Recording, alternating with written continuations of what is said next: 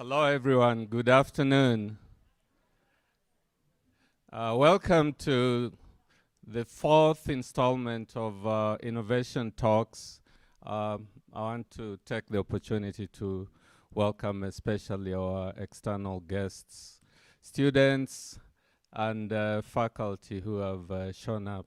My name is Isaac Wanasika. I'm the chair of Management Department, and my job is very easy to welcome your host, Rachel Roberts, who is our Director for Community Engagement. Rachel.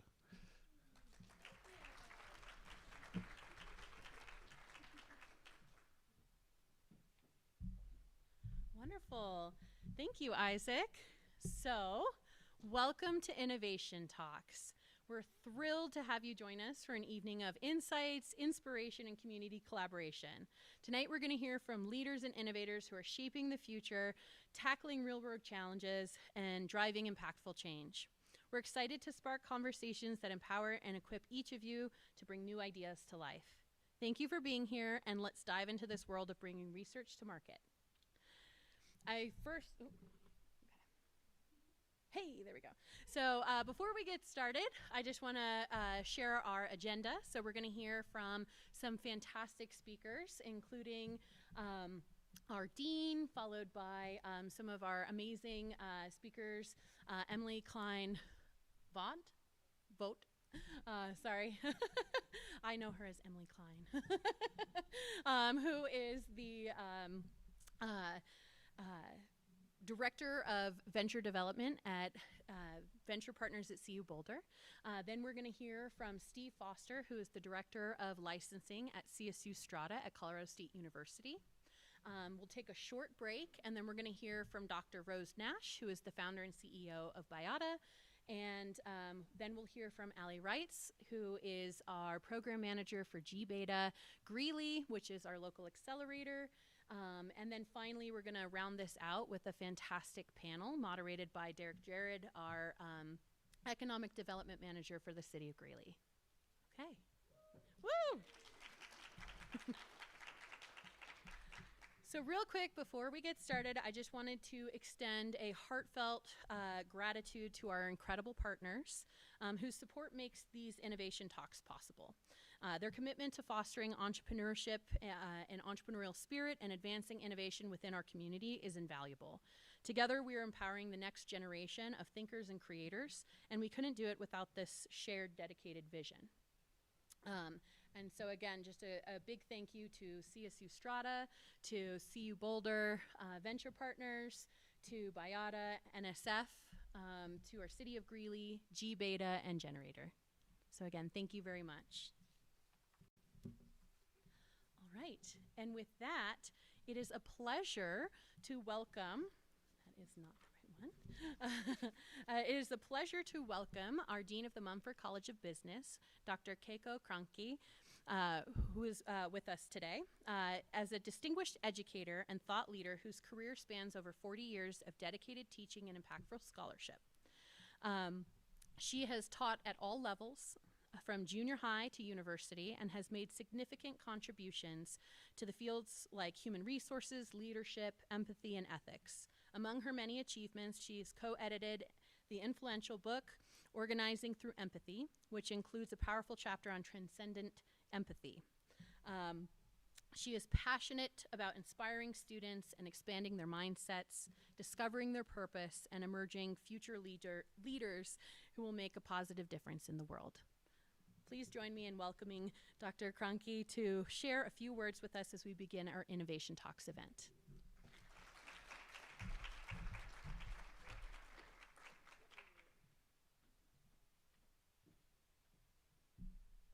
Oh my goodness, this podium is very tall. I have to confess, I jotted down some points to talk to you about, and I accidentally had grabbed my grocery list. So I had to kind of quickly rewrite, but anyway, my name is Keiko Kranke. It's a Japanese first name. I'll just stand here. Japanese first name and the German last name. And I have been at UNC for 25 years. And I'm serving as the interim dean of the Monfort College of Business. And for the 25 years, I have enjoyed every minute of working here. You know, what gets me out of bed every morning is student success. So that's what it's reminded of me every single day, no matter what I do. So, well, the President Feinstein just walked in. Can I don't want you to have to wait.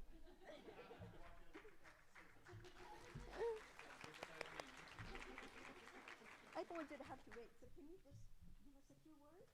A few words. Yes. So I Talk about being put on the spot. I don't know what to say. I know, I'm sorry. I'm sorry. No, it's okay. But I have been communicating to President Feinstein about all the wonderful community engagement things we have been doing. So, right? You're aware. Absolutely. And there's just a lot of things happening at the university right now. And as you know, we're very excited about all the innovative projects that are happening. And I talk a lot about the medical college, which you've all have heard about. And that's well underway. And we raised about $200 million in the last year for the medical school. And there'll be lots of opportunities for partnerships with MCB and the other colleges. It's not just about healthcare, it's also about economic development and opportunities for growth across all sectors of our university. So I'm very excited about that. I'm here to learn also about what's happening in MCB and the work that you're doing. So thank you for inviting me. Yes. Well, thank you for coming. You're welcome. I know you have had a very busy day. Oh, it's okay. Photographs and everything, right? Thank you. Of course. Thank you. So I won't say too much more, but this is a very, very important event because it is really creating entrepreneurship capacity, right? Sharing innovative ideas and, you know, discussing needs and resources. But what excites me the most is to put together in the same room community leaders, entrepreneurs, students, and faculty who are doing inspiring research. So I have always been a believer that excellence should not happen in silos, right? Can you imagine? I think it is part of my job too, to recognize talent in different places and to align strengths. This is what Peter Drucker said, align strengths in such a way that weaknesses become irrelevant. And can you see how excellence and that excellence are put together? The sum can be much, much bigger than the sum, right? So I'm hoping that great things happen in this room today. And so, you know, we can be creating all kinds of different exciting impact. You know, economic impact by creating, you know, opportunities for reskilling and upskilling and new ventures. So the sky's the limit. There are all kinds of possibilities.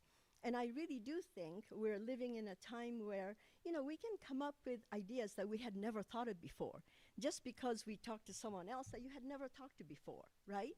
So when you put together unlikely people in the same room, great things happen. So welcome, thank you for coming today, and I hope you'll enjoy all the great things that we'll learn today. Thank you.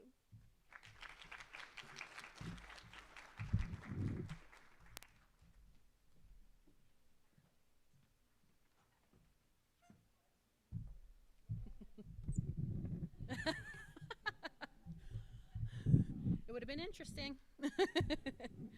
All right. Oh, where did the clicker go?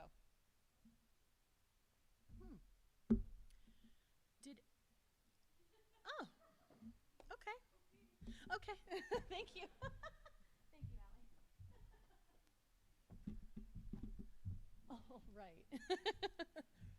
Okay. So, thank you. So, I would like to please join me in welcoming Emily Vogt, Director of Venture Development for Venture Partners at CU Boulder. Emily brings a wealth of experience from her work with at CU Boulder and also at her time with Rocky Ventures Club, one of the largest angel investing networks in the country. Emily's background also includes experience in equipping startups with the financial and educational tools they need to maximize their impact.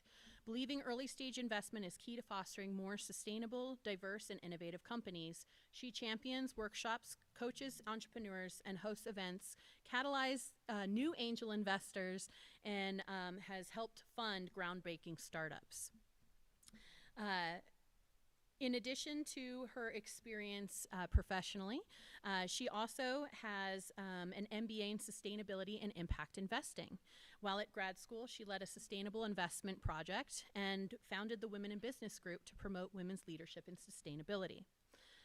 Please help welcome Emily. Thank you.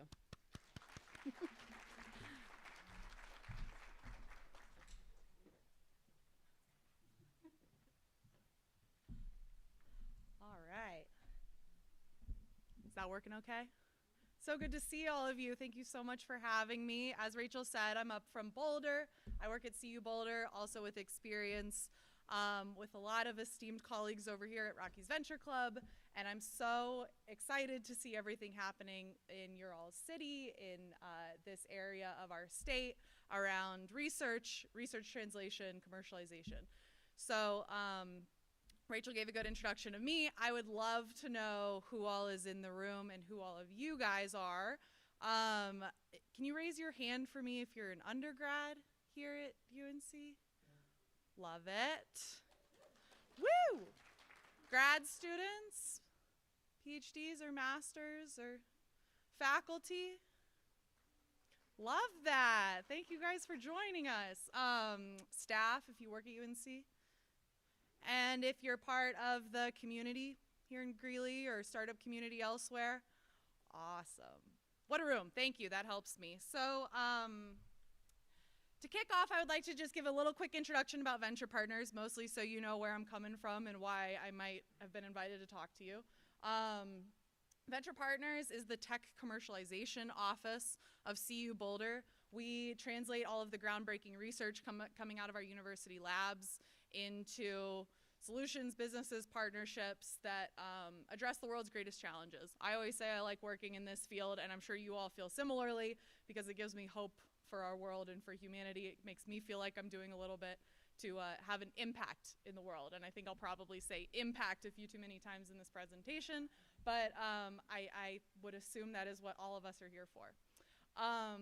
So to brag about Venture Partners a bit, but also for you all to know what good company that we're all in here in the state of Colorado. All of our universities across the state are really good at this tech commercialization, and especially at commercializing through startups, which is where I'm gonna focus on. The last fiscal year that CU Boulder had, our office spun out 35 startups, all focused in deep technologies or some of these breakthrough innovations that came out of the university. I'm going to mention I-Core towards the end of this presentation, but we trained over 100 teams in I-Core. We hope to see some of you all in that program soon. And our companies have raised a lot of funding, which goes to the dean's point around economic development, around impact for our state, as well as some of that hope for humanity piece. So I think looking at the agenda for today, we have a lot of topics covered, hopefully around all areas of building startups, building companies that address these big challenges. I'm going to try and keep this focused on the very first step that you might look at taking when you have research that you're looking to bring into the world. I thought it would be helpful. We talk a lot about research and innovation. This is Innovation Talks to define the topic a little bit. We think of research as really that process of discovery. Of course, universities play a huge role in this. All of you, students, faculty, are very much sitting in the research side of things.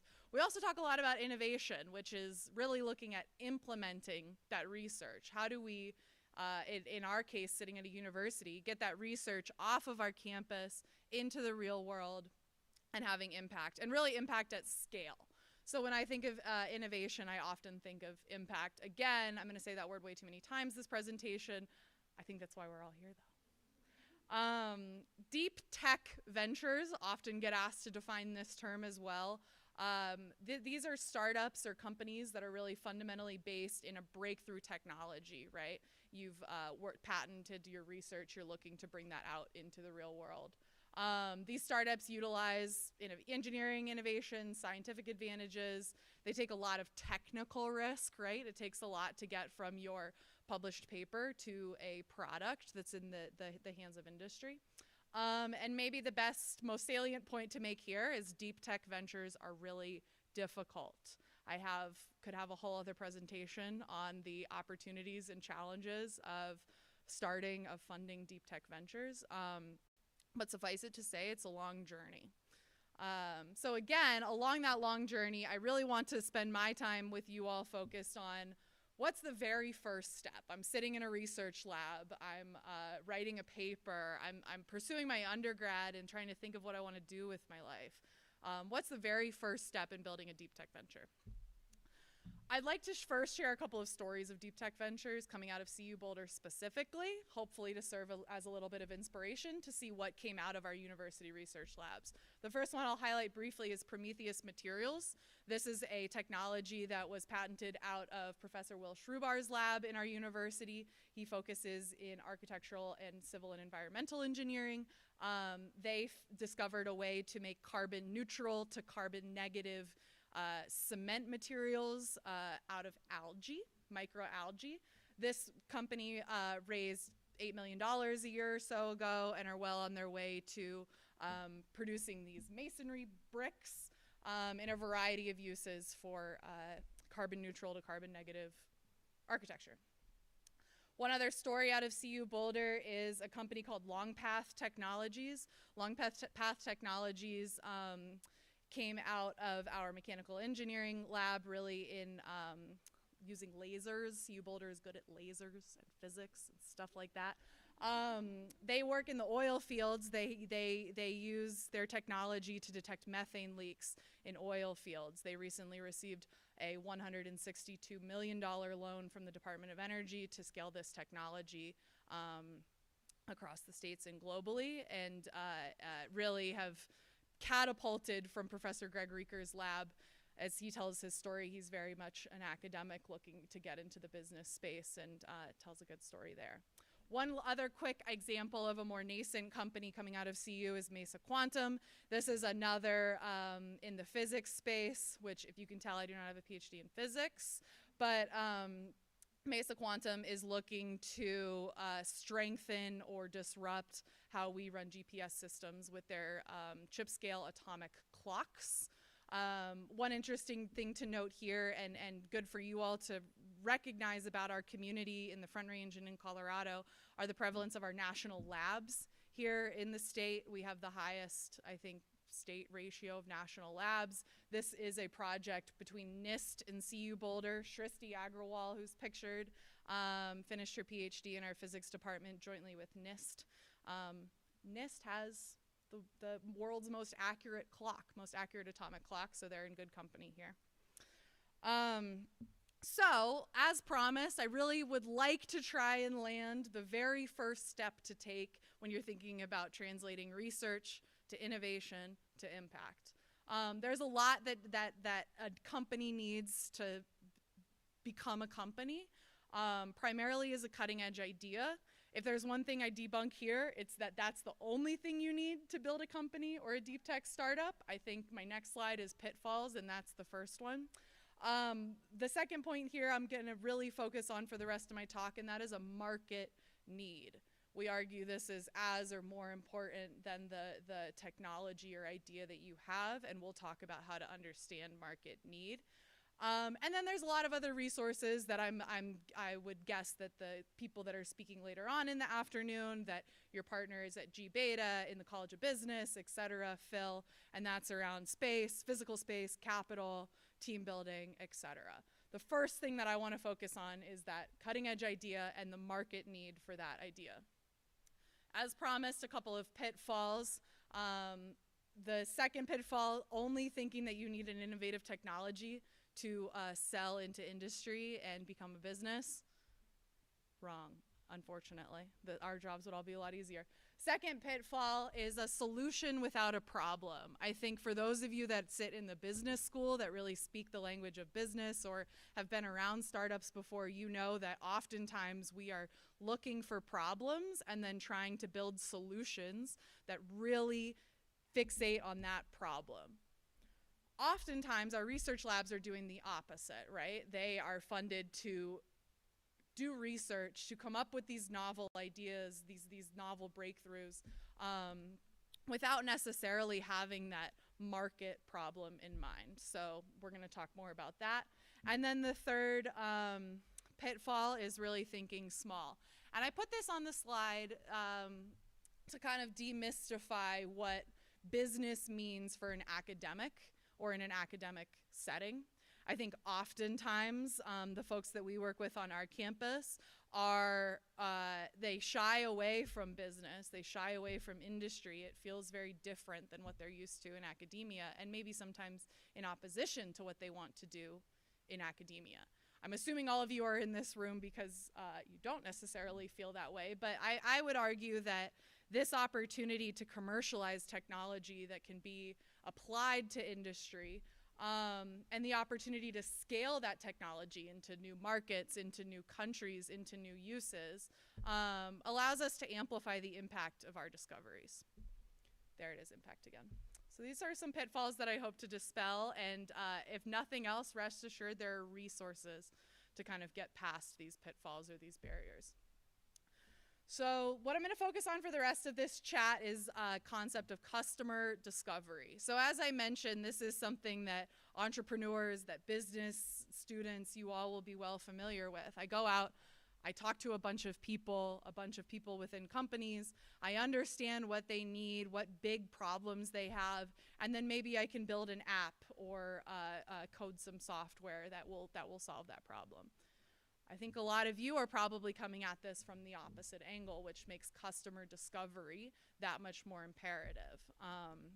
In addition to working on and developing my technology, I am going out and talking to people and understanding what do they do in their work? What does this industry do? What does this industry desperately need? And not just need that, like, yeah, this would be a nice to have, but is a big honkin' issue that they would change everything they do if they had this solution. I'm going to cite a quote from the National Science Foundation because that is who backs these programs that I am about to talk about. And that is that deep tech innovation is often born out of academic research at campuses across the nation, as we know. As a result, colleges and universities play a unique and critical role in fostering the development and commercialization of the technologies that will transform our lives. This resonates with me, I think, especially having worked in the private side of startups in Colorado with Rocky's Venture Club, not fully seeing the opportunities coming out of the university and opportunities for the university to link in with the startup ecosystem. What we get to do at university in conjunction with our startup ecosystem is huge. So with this, I would like to just highlight a little bit more about what the NSF does around this quote, around this point that they're making. They really understand and fund the innovative and impactful research coming out of our universities, and they really understand the needs of moving that from research within the university to industry, to fit the needs of industry. With all of that in mind, the NSF created the I-Core program. So ultimately, I am here to plug all of you to join us with I-Core. Remember this name. National Science Foundation has funded I-Core hubs across the states, really to help researchers, whether you're a faculty member, a grad student, an undergrad in the sciences and engineering, use customer discovery to help evaluate the market potential of your invention. This is a key step in the entrepreneurial process, and this allows anybody who participates in these programs to talk to potential customers, partners, industry stakeholders with what their solution might help solve. This also helps gain valuable information about the people that will use that technology that they're hoping to bring to market. Understanding really what the public wants, but more importantly, what the public needs. And evolving innovation and research to really solve market demand. So the I-Core program has been around for many, many years, probably 15 years. They've formed well over 1,000 startups. Those startups have gone on to raise money, which is important, but we also use as a proxy for economic development, for the scale of these technologies. We're very fortunate to have I-Core locally here in the state. CU Boulder leads one of these I-Core hubs that's funded by the NSF. We partner with Colorado State, Colorado School of Mines. We also partner with unaffiliated universities, including University of Northern Colorado, some of our rural schools. So the NSF is hoping that this is accessible to every faculty member in an institution, and we would love to see you all join our programs in our I-Core Hub West. I'll have a little bit more information about programs at the end, but with I-Core in mind, I want to just talk a little bit about a few lessons, maybe a lot like mini case studies of a couple of teams who went through the I-Core programming over the last couple of years and what they did with that customer discovery process.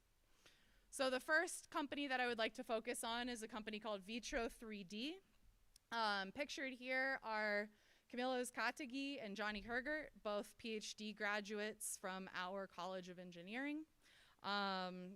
They focused on materials science and spent their PhD developing a novel 3D printing method, volumetric 3D printing method, that basically can print materials using some sort of substrate and light, as opposed to an additive 3D printing that we might be used to seeing, the little plastic strings building a material. This technology makes 3D printing faster, makes it more precise, makes innovators able to use different materials, print in different materials, and allows it to be more flexible in terms of what they print and how they print it. Through their PhD work, Camilla and Johnny were really focused on using this technology to print structures that allow for tissue regeneration. They were looking at how they can build scaffolding to grow cartilage and have new cartilage structures that can be used medically.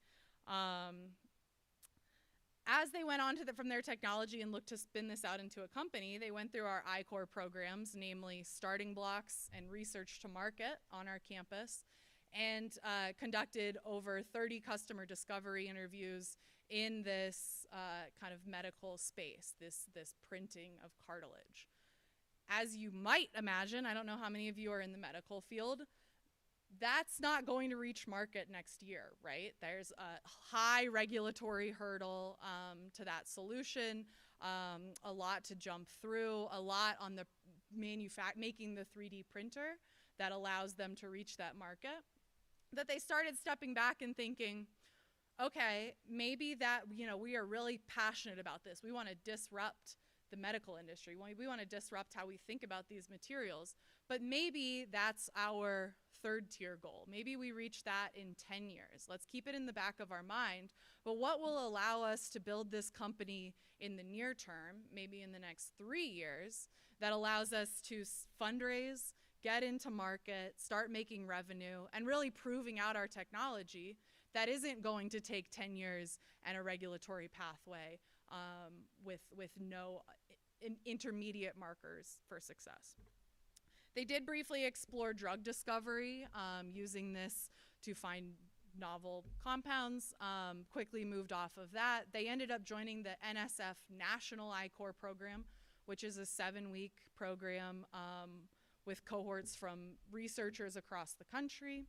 They had $50,000 from that program to spend on customer discovery. They went to a couple of conferences and trade shows, traveled to a few sites of companies that they wanted to talk to, and really started finding at these different trade shows, these different conferences, all these conversations that they were having, that there was this need that kept coming up that they had never thought about in the dental market.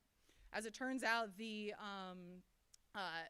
patent for how some of the, mail order dental aligners, name the companies, Bright Smile or whatever, was going out, the patent was heading out, and there was a gap for how they were going to manufacture these new dental aligners. Through 150 more customer discovery interviews, they found opportunities in the dental market to put a small version of their printer at the point of care in doctor's offices or in dentist offices, print these aligners. It really hit the value proposition. This is very fast. This is flexible. We can change little bits at a time in these dental aligners through our 3D printing process. it really hit all of those differentiators that they saw in this material. And they're starting to bring, this was maybe 2 years ago, they're in the end stages of bringing that to market and getting revenue from that right now. First lesson of I-Core that many teams will go through, find that first path to market. You might have a technology that can influence every industry or 10 different industries. A lot of the business case is finding the focus. What is the first market that we're going to impact? What is the one that we can reach easiest with the least amount of capital required that our fundraisers will like to hear? And what will really help us prove out our impact before we go after that big fish, before we start printing cartilage. So that's Vitro 3D. One other company, has anybody ever had a meaty chicken cutlet? They are in Sprouts. I think they are in Whole Foods. This is a CU Boulder startup that makes meatless meat using the root structure of mushrooms, mycelium. They're found in stores across the country. They have a big old manufacturing facility in Broomfield or Longmont, and they're taking off. About maybe 5 years ago, they were 2 PhD students, deeply passionate about fungi, about these root structures of mushrooms, and trying to figure out, hey, how can we build something out of this? They were both in our engineering department. They were really interested in using this fungi material as an electrode for batteries. So they were really excited about that. I'm also not a battery person. Maybe that's a thing. So they were exploring that, really wanted to work with mushrooms. Came to the I-Core program, really started talking with folks in energy storage and understanding what are the needs around batteries, et cetera. They ended up going to the National I-Core program, that 7-week, 100-interview program. Were funded to do this customer discovery work, travel across the country. Did probably 10 pivots through that program. Ran into many walls that were saying, maybe fungus is not meant for batteries. Ended up landing on a meatless meat opportunity. As it turns out, the way that they were growing this mycelium, they were able to grow it cheaply. They actually were using the same equipment that brewers use, these big vats. Also not a brewer. This is the best part of my job, is trying to explain what all of you scientists do. So it was easily manufactured. It's a natural, mushroom product, so it's high protein. And they talked to probably over 200 people to understand this pivot. So I think one other commonality we see with a lot of researchers and scientists who go through customer discovery programming like I-Core is that failure is okay. I often tell people, push and look for people to tell you no, and then say, okay, nobody wants this, let's move on. That is much better than spending millions of dollars and tens of years going down this fungal battery idea before finally realizing that, okay, we're right, nobody wants to pay for this. So be open to failure. I think, again, for those who sit in business in the room, that's very common trope, right? So this is another way of saying that deep tech startups are hard, right? This is, there's a lot of oftentimes money, resources, time put into these ideas. In our opinion, putting customer discovery as this first step that you might take to move your innovation to impact allows you to at least reduce some of that market risk, some of that risk of, once this is developed, will somebody buy this, right? You all are not in the business of creating apps where you can tweak your app every 25 minutes based on customer feedback, right? The projects that you are working on are not that agile. So being able to understand, hey, we'll take on a lot of technical risk. There's a lot of risk that maybe this won't move from benchtop to a real prototype to a real sellable product.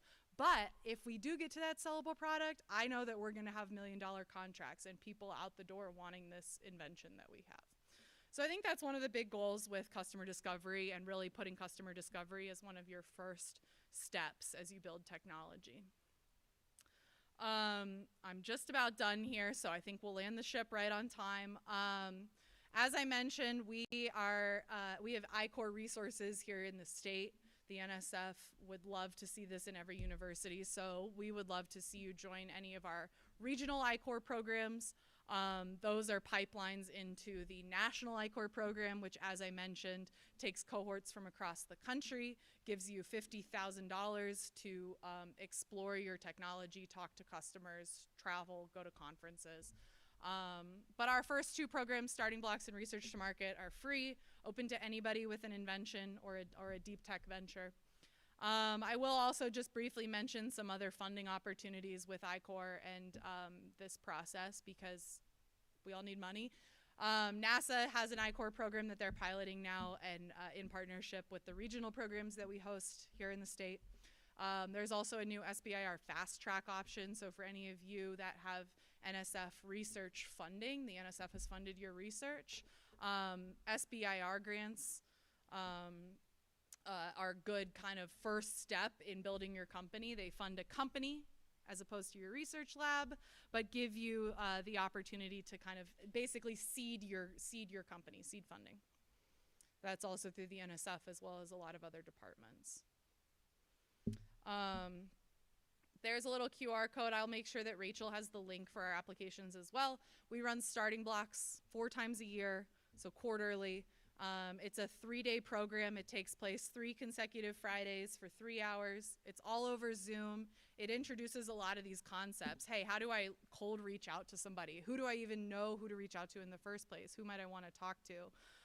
How do I start thinking about, the questions to ask and how to get insights from those questions? So again, this is hosted by I-Corps Hub West, funded by the NSF. Our next program is in January, maybe February. So we would love to see any and all of you joining that. I'll make sure Rachel has information for programs coming up as well. But with that, I think that if there's one thing to take away, it's that your research, the work that you're doing, whether you're an undergrad, thinking about your next move, whether you're a faculty member with some exciting innovations sitting here on campus, there are some really incredible opportunities to move that out into the real world. Business is not a bad word in this scenario. This allows you to reach scale, allow you to scale your impact, and there are lots of resources here to help. So I'll just flash on the last 2 slides, maybe the last slide that I have. I am sure the rest of the speakers for this evening will be talking about all of those other resources, but there are a lot of resources for building your business. Maybe one to highlight, the Colorado-Wyoming engine is now funding research in translation in climate resilience. So that's another kind of as we talk about ecosystems and all of the different ecosystem players that you'll hear from, there's a lot of opportunities to build your company. But focus on that first step first.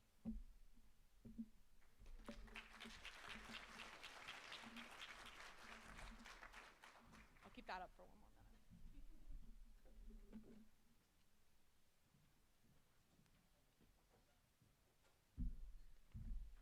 Thank you so much, Emily. I have been familiar with the I-Corps programming for some time now, and one of my favorite things about Starting Blocks in particular is that you can take it multiple times. You don't have to just take it the one time with the one idea. You could take the same idea multiple times. You could take different ideas. And I think that's one of the best values in some of our free programming that we have here in the state of Colorado. I will also say that I think a common theme that you're going to see throughout this evening is around customer discovery. So if you take anything away from this, please take that away.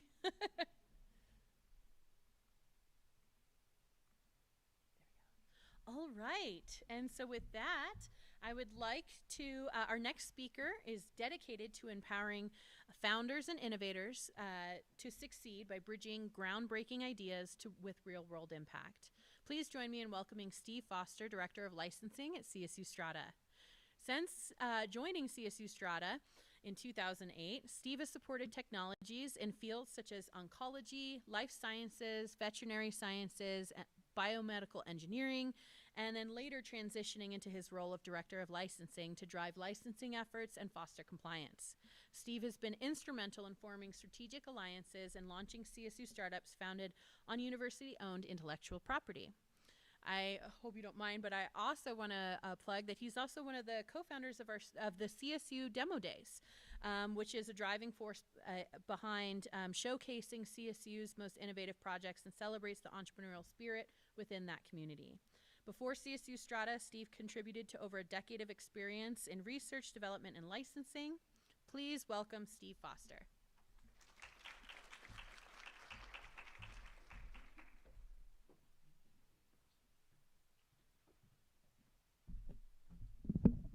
I'm going to take this out because I like to move around a little bit. Plus, you don't get the glare off my head with the projector. So thank you for having me. It's really great to be here. Not only am I from the community of Northern Colorado living in Fort Collins, but I'm also a proud parent of a UNC alum. And so she graduated last December, has a job, which is fantastic. So she moved out in April, and it's like, all right, we're on our way and have... She's working in Poudre School District as a kindergarten teacher. So UNC's education program is top notch. And if you've got anybody who's interested in that, that's a plug for UNC's education program. Make sure I'm hitting this. There we go. So I came up with this title because you hear things like I'm herding cats, and which is very typical in the academic environment. I also have a background in research at a company. So I worked for Amgen for 13 years before coming to CSU. And even there, working with innovators, it is like pulling teeth. They want to do their research. That is what they went to school for. That's what I thought I wanted to do until I discovered the world of corporate development and licensing. Then I was like, you know what? This is really cool. I can get out of the lab, which is, I love the lab too, don't get me wrong. But getting in front of people who are like, you know what? Those handshake opportunities, having a beer with somebody and being like, you know what, let me tell you about an opportunity that we have, is just such a fun role, and I love it. And I've been doing it for 16 and a half years at CSU. I don't plan to quit anytime soon, but if it's something you're interested in, you find your passion, that's where you want to be. So, you know, like Emily, I want to give you a little bit of background about CSU and CSU Strata, a little bit about what tech transfer is. And so I saw, you know, when the first set of slides were up here, there was this word technology transfer, and a lot of people don't really understand what that means. It's not a bad word, I promise you that. A little bit about IP protection and why that is important, and it's not just about patents. I will touch on customer discovery, thank you, and Emily had such an awesome opportunity, and we are like joined at the hip with CU, and we send all sorts of people to CU for their programming, having things at CSU as well, and then a little bit about team building, because that's a really crucial, important part. So CSU Strata, you may have heard of us, you may have not, but we used to be called the CSU Research Foundation. That is actually still our parent name. We also had a group called CSU Ventures, which was focused on tech transfer and licensing. The reason why CSU Strata now exists, it is not an acronym. Everybody asks me, what does Strata stand for? Nothing. It's basically, you see these three building blocks: tech transfer, real estate, and financing. And we do that for the CSU system. So for those of you who don't know, CSU Fort Collins is the flagship university in the CSU system. But there's also a campus in Pueblo, which is primarily a Hispanic serving institution, but growing in their graduate programs as well. And we spend some time down there. There's also CSU Spur in Denver, which is primarily an educational outreach facility. There's 3 buildings there. They offer open campus tours and learning more about what they do about once a month. It's on a Saturday, so you don't even have to take time off of work to go do that. If you've got kids or are in the educational space at all, really great opportunity to go see what they're doing. And we have these agricultural extension campuses all over the state. So every county has a CSU office, if you will, in them. So besides tech transfer, which I'll really touch on, we also do real estate. So we buy and sell land on behalf of CSU and the CSU system. There's a legal reason for that. I'm not going to go into it. We also do equipment financing. So for faculty, we're like, you know what, I need a $500,000 NMR machine in my chemistry lab. Well, they might get some startup funds, but those instruments are very expensive. And if you go to a bank to get a loan for that, you're going to pay market rates. Well, we can offer rates that sub below that, so we help faculty finance their instruments so they can do their research. But they all build together because we own land, the buildings, we put instruments in those buildings, they do research, and that results in new innovations that come out. So that's kind of my pitch on what CSU Strat is. We also changed our logo and colors. So now we used to be green and gold, which how I said orange, I don't know, but we are now red, blue, and yellow, which are the state colors and the CSU system colors. So when you look at our logo, you'll see that. So what is tech transfer? It really is the process of moving innovations from the university into the commercial sector. That's as simple as a statement as it can be. And that's really what we identify with. And what I really want to touch on here is that we want to engage with people who are interested in taking on technologies from the university, developing those to get to market. We're not interested in licensing intellectual property for somebody to block somebody else and having IP sit on a shelf. That is not of our interest, and we will not engage in those conversations. But I did want to show you sort of, this is a big impact slide. And so Emily used the word impact at least 55 times in your talk, right? So we are part of an organization called AUTUM, and if you've never heard of that, it was an acronym for the Association of University Technology Managers. They got rid of that. It's just now called AUTUM. On the left side is the impact of innovation from, 1996 up to 2020. And I'm not going to go through all the numbers, but this is kind of a cohesive impact number for universities around the world, and the dollars, the jobs created, the patents, the new companies, the products that have come out. And then on the right side, this is just in 2023, just for the technology transfer impact. And so you can sort of see this innovation life cycle. And I'm happy to make the slides available. These are easily downloadable from the AUTUM website, but all the way from R&D to public use and economic growth. And the idea is that people don't really quite understand how universities impact the world that we live in. And that's where technology transfer kind of spun out of. A little history lesson. For those of you who like to play in history and politics, there were two senators, Bob Dole and Evan Bayh. So in 1980, so you probably heard of Bob Dole. He ran for president.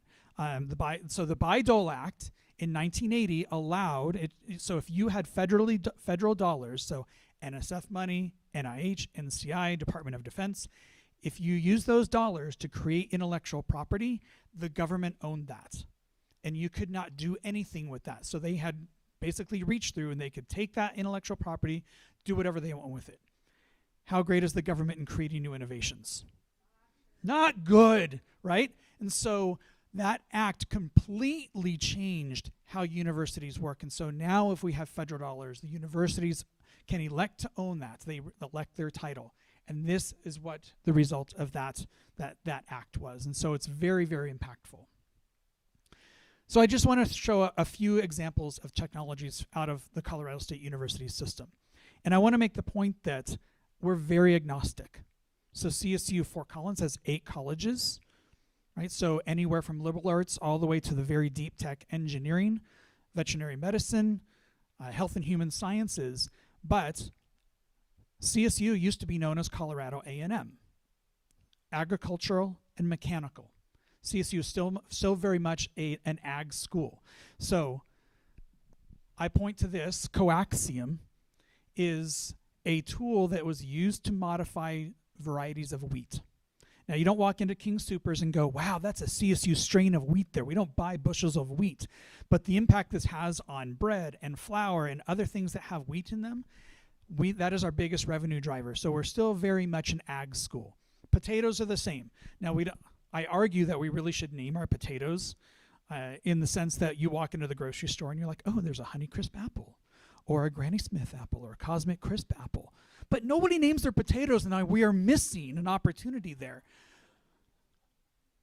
But my point is that we are agnostic. We work with the College of Agricultural Sciences. We do med device. We do teaching tools. We do vaccines. We do fluorophores. We do VR. And so any of those opportunities are things that we like to get our hands on because we find that there's an opportunity there. I'm happy to talk to you about any one of those at some point, but it's just an idea that no matter where you come from, what your background is, if you've got a great idea and you can prove that there's a market for it or you're solving a problem And we call it research to market, right? It really is market to research. So if you can understand the market and what the unsolved problems are, let that drive your research. A snapshot of startup companies out of CSU the last few years. And again, very agnostic, right? So we're talking about diagnostic companies. We're talking about therapeutic companies, veterinary medicine, measuring heart rate and other physiological markers for dogs who are coming out of surgery, educational technologies, polymers. Again, very agnostic. But the idea is that we support those with the opportunity to get a product to market. So I'm going to flip a little bit now and talk about, you have this opportunity of these innovation talks, which I hope it goes beyond this room, right? We want to see that the ideas coming around here and getting into the Colorado space, the US, and worldwide. So on the left side, this was done about 2013, so it's a little bit long in the tooth now, but the Kaufman Foundation put together the top 10 most startup-rich density areas in the US. Well, you're in a pretty good place, right? So Greeley's not on here, but Cheyenne is, Fort Collins, Boulder, Denver, right? Those are pretty close. I came from Southern California. I drove 35 miles today to get here. It took me 40 minutes. And I don't like when people are like, oh, it's so far from Boulder to Fort Collins. Denver's so far. And it's like, seriously, stop it. It took me 3 hours to get 70 miles in Southern California most days. So this is powerful impact. And then when you look on this side, on your right side, the 15 best cities for startups outside Silicon Valley, we moved them because their statistical measure, they're an outlier, so we don't even count them anymore. But look, wow, Emily, you're in good Boulder, really nice, doing a great job. Denver is up there, so this is fantastic information, right? So you can be out there networking, partnering with people, talking to them, doing customer interviews, right? There's a lot of information here. And this is pretty new. Lowest startup cost cities. Denver is the lowest startup cost of any startup area in the country. So real estate here, yes, it's expensive, but we have great facilities for startups. CSU, we have what we call the Research Innovation Center, where we market laboratory space basically at, we're not really making a whole lot of money on that. Innosphere has laboratory space, both in Fort Collins, Denver, adding space in Boulder. There's a new facility going up in Boulder. There's space going up in Castle Rock. There's space going up in Colorado Springs. Like it is happening more and more here. Go down to Anschutz, and there, what are they, 4 or 5 bioscience buildings now dedicated to startups. So it is happening here. But this is what I want you to take away: how to avoid the rocket crash shipping, or the rocket crashing on your startup. And so, I want to talk a little bit about IP, intellectual property. And everybody goes, well, the IP's patents. Patent is a tool to protect intellectual property.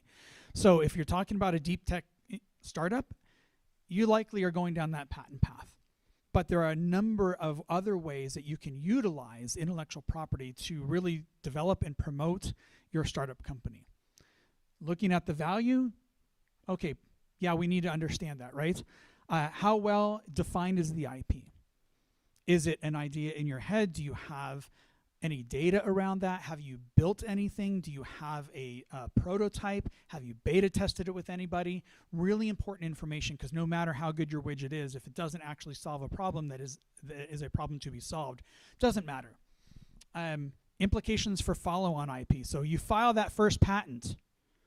Generally speaking, in the US alone, one patent for the time you actually file it with the US Patent Office, roughly $15,000, plus or minus a little bit. That plus the time it takes, so you file a patent, you now have patent pending that you can put on your product. 3 to 5 years roughly to get that patent issued, sometimes faster. But by the time you do that, you do the office actions, you pay the attorneys, you pay the issue fee, you pay maintenance fees. $20,000, $30,000 is not unheard of, just for the US for one patent. So it's a very expensive process. You're nodding your head because we were talking about some really deep sciencey stuff before, and I'm not a physics person. I'm not an engineer. I'm a molecular biologist. So I was like, oh, I'm learning a lot here. But you always want to be thinking about protecting your IP and working with people to file that or modify that so you're not sharing the secret sauce with anybody. But we also talk about what are other opportunities besides patents. Things like trademarks are super important, right? So your product name, your company name, making sure you're doing diligence on that. You can go to the USPTO website, do a trademark search, and see what is all out there. One example is, Peter Pan peanut butter. You go to the grocery store and you can find Peter Pan peanut butter. There's a Peter Pan bus company out there. There's Peter Pan from the Walt Disney Company. Just because somebody might be using the name in one area doesn't mean that you can't use it in another. So doing diligence on that is really important. So when you're thinking about your company, your product, you can think about different layers. I mentioned VR, so the company called Perspectus that licensed it. Not only do they have 3 issued patents, they have a trademark on their name. They have a trademark on the name of the software that they developed. So you just can't have somebody easily rip you off. So I just quickly want to go over, evaluation criteria. When we get a new invention in that comes into our office, these are sort of the 4 main categories that we will look at. And none of them being more important than another one. They're not in any particular order, but what's the age? What's the idea? How deep is it? How much information do you have? Can you write a paper on it? A patent has certain things that you have to overcome in order to get a patent. So we're thinking about the technical merit. Is it protectable? Have you done any searches or engaging with us to do what's called a prior art search? Deeply, deeply important. And sometimes prior art searches aren't just about patents, right? If you're thinking about a product, I joke about this, but it is absolutely 100% real. If you have somebody come to you and say, I've got an idea for a product, honestly, the best places to go is Amazon. Because if it's not on Amazon, it probably does not exist. I had a gal at the vet school come up to me and say, I've got this idea for nail clippers for dogs, which you got to trim dog nails. If you trim them too short, they bleed. She said, I want to have this substance on my clipper, so if I cut my dog's nails too short, I can rub it on there, it'll stop it from bleeding. Literally went to Amazon, typed in dog nail clippers, the first 2 products or 3 products had that already on there. So I just had to say, this already exists. We're not going to go invest 15, 20 grand right away on this. What's the commercial potential? It is a sad state of affairs when we have to look at the dollars that will be potentially coming in. It is one facet of this, but it's also, as Emily mentioned, I'll go back to the impact side of things. Very few universities have tech transfer offices that are actually operate in the black. It's very, very, very few. When you think of MIT, MD Anderson out of University of Texas, Harvard, I don't know how CU is if you operate in the black or not. We do not. We operate in the red. But it's not about the dollars that come in. It's about making impact in people's, animals, environmental lives. And then are inventors engaged? Do they want to be part of this? We don't want them coming in and being like, here's my idea, see you later. We get 100 to 120 new inventions or innovations a year. There are 3 of us to evaluate those. I cannot be a PhD level technical specialist in every single one of those inventions. I want you to be my partner. I want you to answer those technical questions. I want you to get on the phone or Zoom or Teams with companies and be able to answer those questions. I can't. I can tell you about the art side of things and what we're filing on, but I can't know all the details. So I want you to be invested in this. And simply IP, patents especially, it's an opportunity to exclude others. If you have a problem with somebody ripping you off and trying to copy what you're doing, it's on you as the owner of the IP. The U.S. government or any other government's not going to get involved in it. So this is, again, why I need people invested in this, because if there's technical questions, they've got to be able to come and be part of that. Mentioned that the U.S., $15,000, $20,000, $30,000 is not unreasonable. When you're talking about external to the U.S., yes, there are methods to do that. But the more countries you file in, the more expensive it gets. And the answer is no, you cannot use Google Patents or Google Translate to translate your patents from English to German or English to Brazilian or English to Chinese. You have to hire external counsel to do that because every country has similar yet slightly different ways of doing things. So strategically, we really have to think about that. And then how does patent strategy align with product development and budget? We were just having a conversation about this in our what we call triage meeting this morning. We have an inventor. He's got a startup company. We've done a deal with him. He's already about 100 grand in the hole with patent costs, and we have more coming up. So we really have to think about where we're filing, what we're filing. Does it actually mean anything for the company as it strategically goes? And mentioned that is it the best investment for a startup? Sometimes yes, sometimes no, but it is part of the investment strategy when you're thinking about that. Mentioned that, all right. I do want to point out data, know-how, technical information, things when you're, you got to spit in the tube and shake it up the right way and do it while you're sitting on your head. There's weird things that happen in science that don't necessarily go into a patent, but they are important. So we want to think about that. And then IP is really, it's a creation of the mind protected by the law. So when you're thinking about that, just remember IP is really important, but it's not just patents. Customer discovery, I like this, finding what your target is, whether that's your target audience, your first target market, it all comes out that it's not a consequence of good genes or being in the right place at the right time. It means being learned, which means it can be taught. You're going to learn a lot as you go through customer discovery. And I'm actually attending one of Emily's courses starting on Friday because I think it's important for me so I can talk to my inventors around why customer discovery is super important. And just to drive that home, the number one reason startups fail, there's no market need. Not your technology, not your team, not your mistiming, you ran out of money, any of those things. No market need. I mean, I look this up in every single time, and you'll hear about this over and over again. If you cannot prove that there's a market, no matter how great your product is, how great your team is, how much your founders and your entrepreneurs have raised, it doesn't matter if there's no market need. I'll let you, there's a couple people taking pictures, so go ahead before I switch slides. But it's a process of talking to potential customers. Your goal is to see if your business plan will turn into a profitable business. But I will tell you right now, I have not seen a business plan in a really long time. I'm way more interested in the customer discovery and what problem you are solving. And you can test this, right? You can write down your hypothesis. What are we doing? What are we trying to solve? And customer discovery will test that hypothesis. Most people that are going into business around deep tech, whether they're a founder, they might have a role in the company, they might be an advisor or an officer, they can help test this hypothesis. So they're all scientists. They should understand that as they're going through school to be scientists, they have to understand what a hypothesis is. What's my educated guess and how am I going to test that? If their educated guess means that they go and test it and it means they pivot, 100%.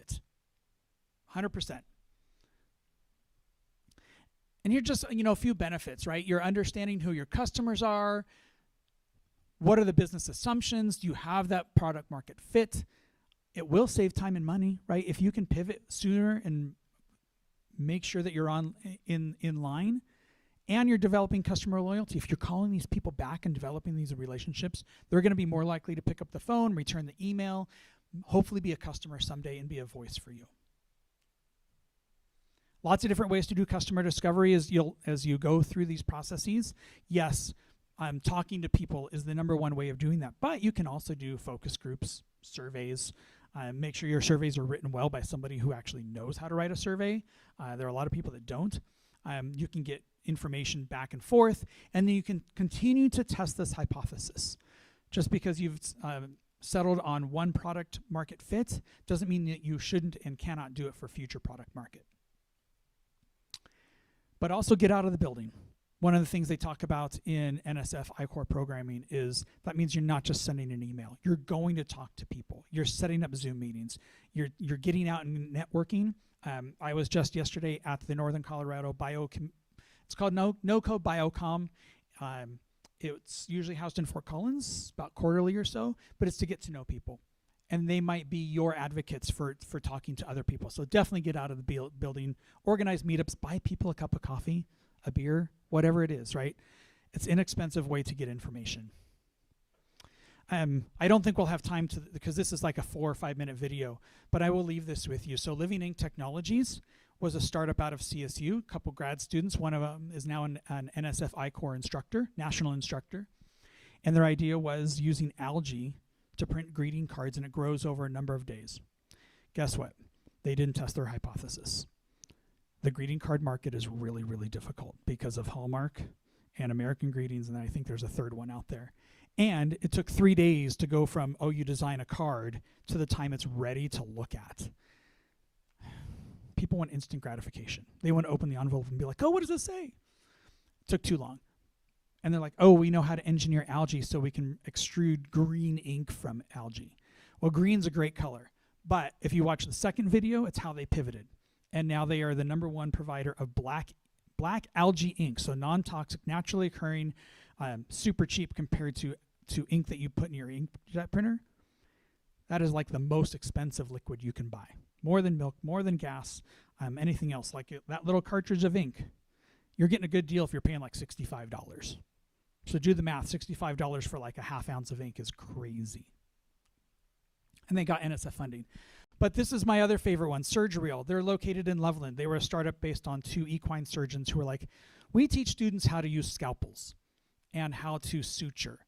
And they're like, we use banana peels and carpet pads. There's got to be something better. So they bought some silicone, and they played with different densities of silicone. They now sell to over 60 countries in the world. They're still a fairly small operation, but a little pad like this sells for, $40 to $100 depending on the size and what it does, and you can cut it and use it over and over and over again. You can take it home. You can go to the library. The idea is so that when students show up to do their first actual surgery, whether it be on animals or humans, they're not holding a scalpel for the first time. Really, really powerful stuff. Emily hit this, so I don't need to cover that. But I did want to mention a little bit about teams. And besides your product market fit, your team is super important. And I'm not going to go through line by line on this, but you want to have experienced entrepreneurs, experienced founders, those who have exited. They've been through this once before, or twice, or 3 times, or 4 times. The guy who runs our venture program is a 4 or 5 time serial entrepreneur. If you've ever seen around, especially in Colorado, they're trash cans and recycle bins called Big Belly. They have a solar panel on top of them, and they usually have like a bar or a step. That was his company. And he decided to get out of the entrepreneurial business a few years ago and come teach it. So it was a great find for us. But team building is a huge thing, because when you're looking at investors, or investors are looking at you, they're going to look at that product market fit, and they're going to look at your team. #1 and #2. Again, the technology is great, but not as important as you would once think. I'll leave my information there. Your opportunity in Colorado is fantastic. The geography is great. The opportunities to work with tech transfer offices, and I will make a plug. I don't believe UNC has a formalized technology transfer office, but with the growth of the medical school, what you're doing here in innovation, the growth of graduate programs here, you'll start to see more research. And we, about twice a year, all the Front Range, we call it FRETOS, Front Range Tech Transfer Office Summit. And we have CU Anschutz, CU Boulder, School of Mines, National Jewish, CSU. We're trying to get Wyoming, so that Wyoming is now part of that group. And we, like I said, we meet. And we'd love to get whoever that is to be kind of aware of what's going on in the state of Colorado. So I will leave it at that. I'm a couple minutes over, but I know we got a break next. Thank you very much.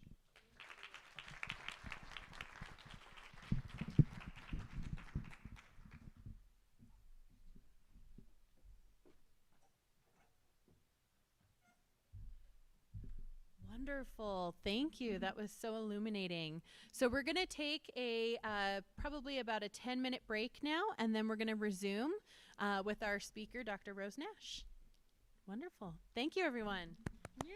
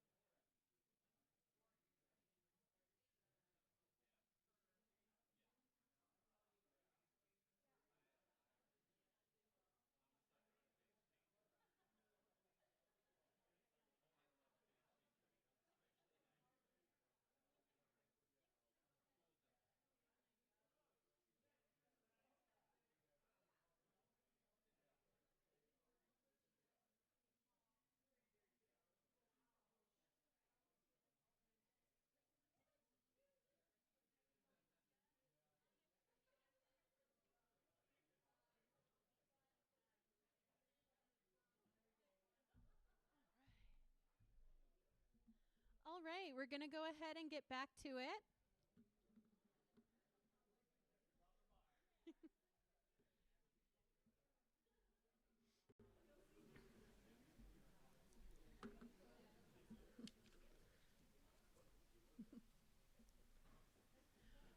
Wonderful. Thank you. All right. So, our next speaker is a trailblazer in biotechnology with a vision for harnessing data to address pressing community health and environmental issues. Please join me in welcoming Dr. Rose Nash, the CEO and founder of Biota, a venture-backed biotechnology company out of Boulder, Colorado. Biota was founded with the mission of harnessing data within the community wastewater to empower communities to make informed decisions regarding illicit drug use such as fentanyl, heroin, public health issues like COVID-19 and flu, as well as industrial pollution such as PFAS and microplastics. Founded in early 2024, Biota has raised an oversubscribed pre-seed round from major venture capitalist firms, built out its laboratory operations, and demonstrated proof of concept for a first-in-class PFAS biosensor. In her previous role as the Chief Operating Officer at Burst Diagnostics, she oversaw the development of a new class of diagnostic tests for improvement in patient care. During her tenure, Burst raised venture capital, secured SBIR grant funds, and hired an exceptional team of scientists and engineers to advance the mission of delivering lab quality tests to anywhere they are needed. Before joining Burst, she served as the head of GT Molecular's R&D division, where she secured SBIR funds and oversaw the development and deployment of one of the nation's first commercial wastewater-based epidemiology monitoring program for COVID-19. That was a mouthful. That served over 100 communities. Dr. Nash grew both companies from their first employee to thriving funded teams using both dilutive and non-dilutive mechanisms. Her training includes a bachelor's degree in microbiology from Indiana University, a doctorate in microbiology from the University of Wisconsin-Madison, and 2 postdoctoral fellowships at the University of Colorado Boulder. Please welcome Rose.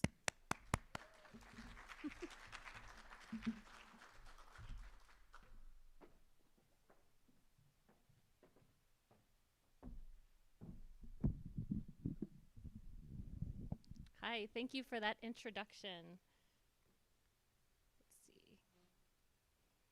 She listed all those impressive degrees, but I don't know if I can operate this remote. There we go. Okay. So today I'm going to tell you about building and funding high-tech ventures.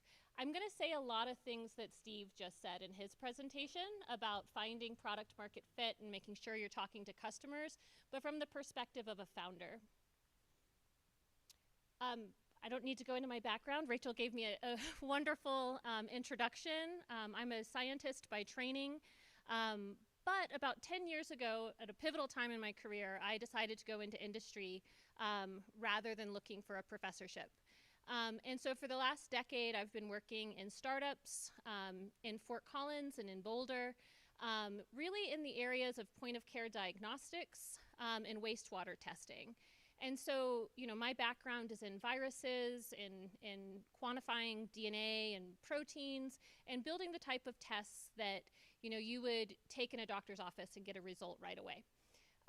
However, during the COVID-19 pandemic, we pivoted a company I was working at. It was supposed to be a cancer diagnostic company. We'd licensed some technology out of Stanford, and we decided that we would make a COVID diagnostic.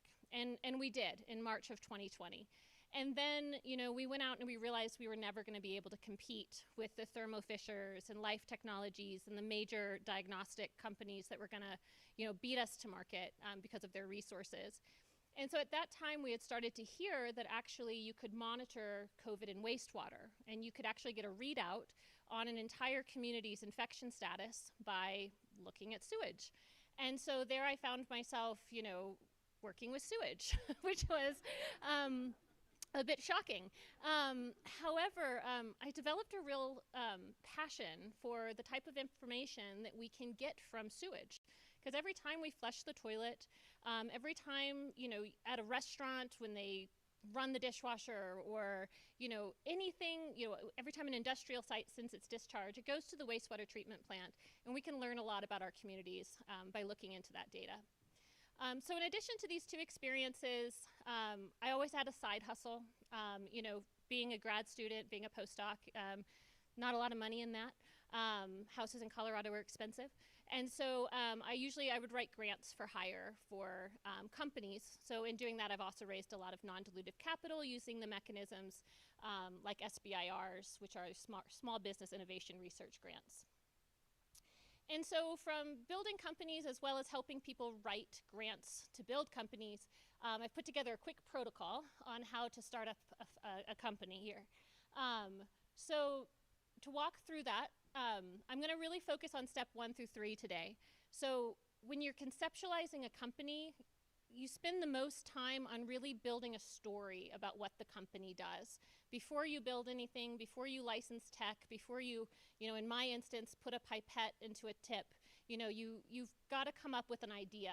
You've got to stress test that idea, validate that idea, get it in front of investors, and then iterate those until you've really got the right story.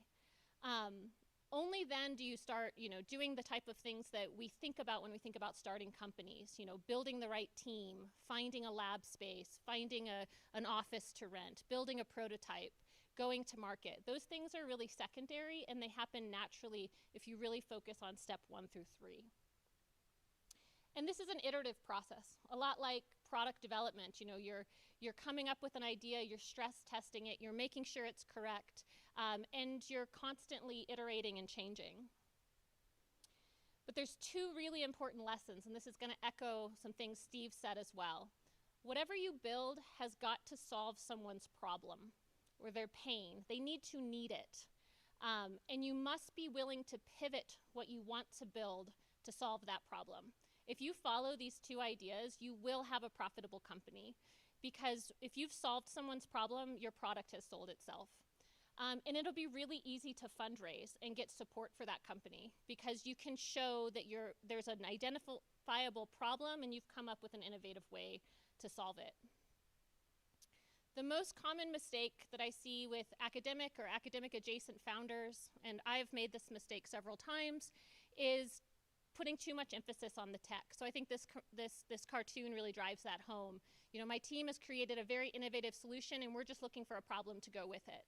I spent 2 years at a startup that came out of a university, had a really cool piece of tech, and I spent 2 years at that company not working on developing it, not working on getting it to market, but trying to figure out what to do with it. That's not a good use of time. That should be done first.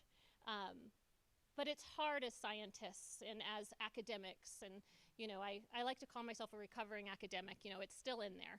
And so it's really hard, but you've got to find a way to balance really cool science, really cool tech with what your customers need.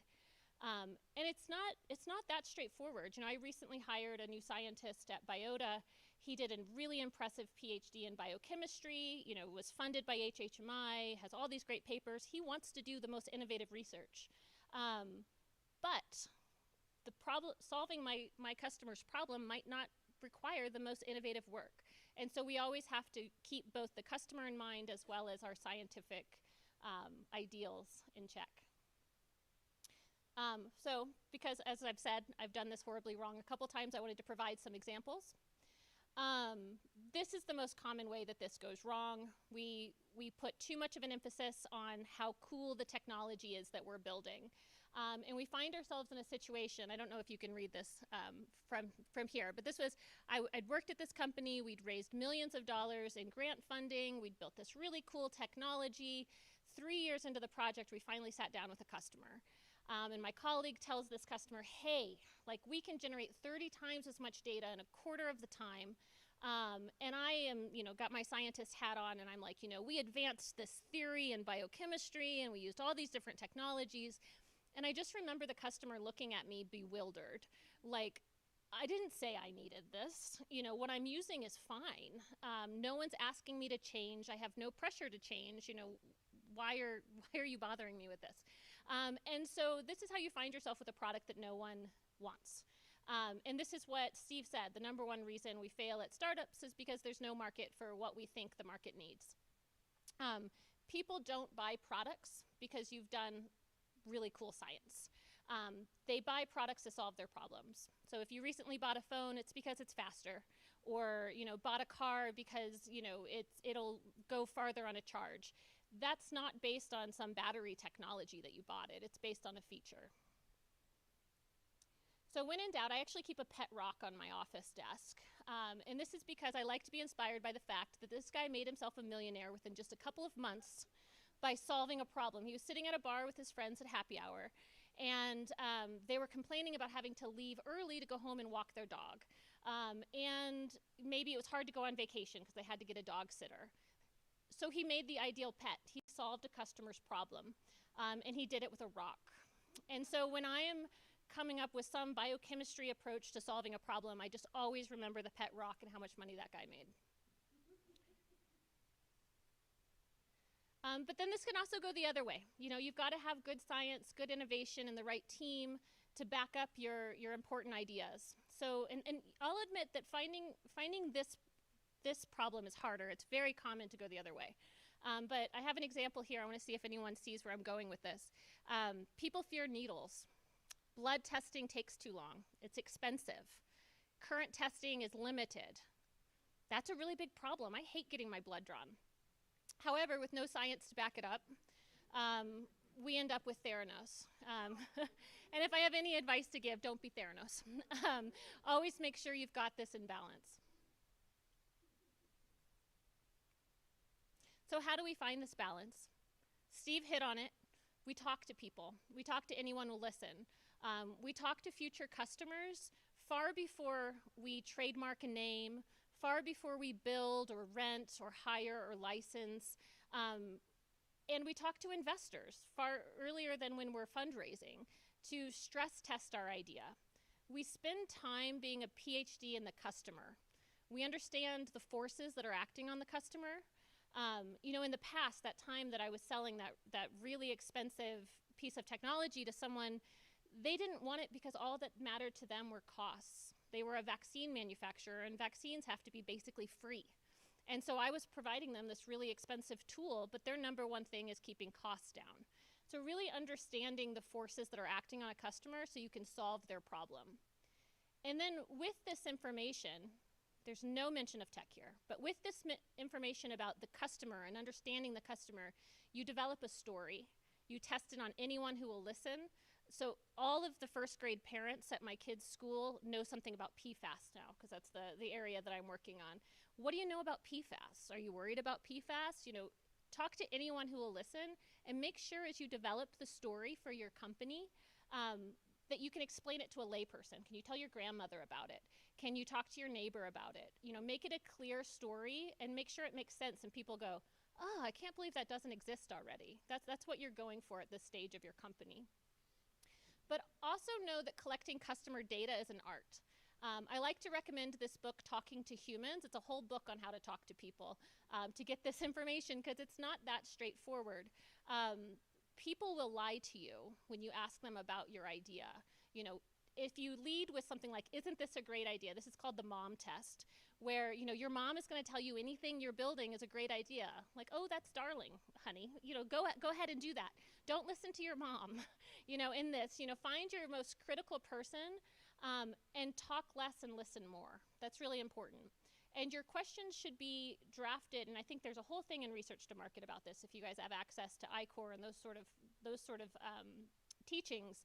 But you should be learning about your customers' day-to-day, their life experience, how your product is going to fit in their life. I know I had a good customer call when I don't introduce my tech at all, when I didn't even tell them what I was building, but I learned more about my customer.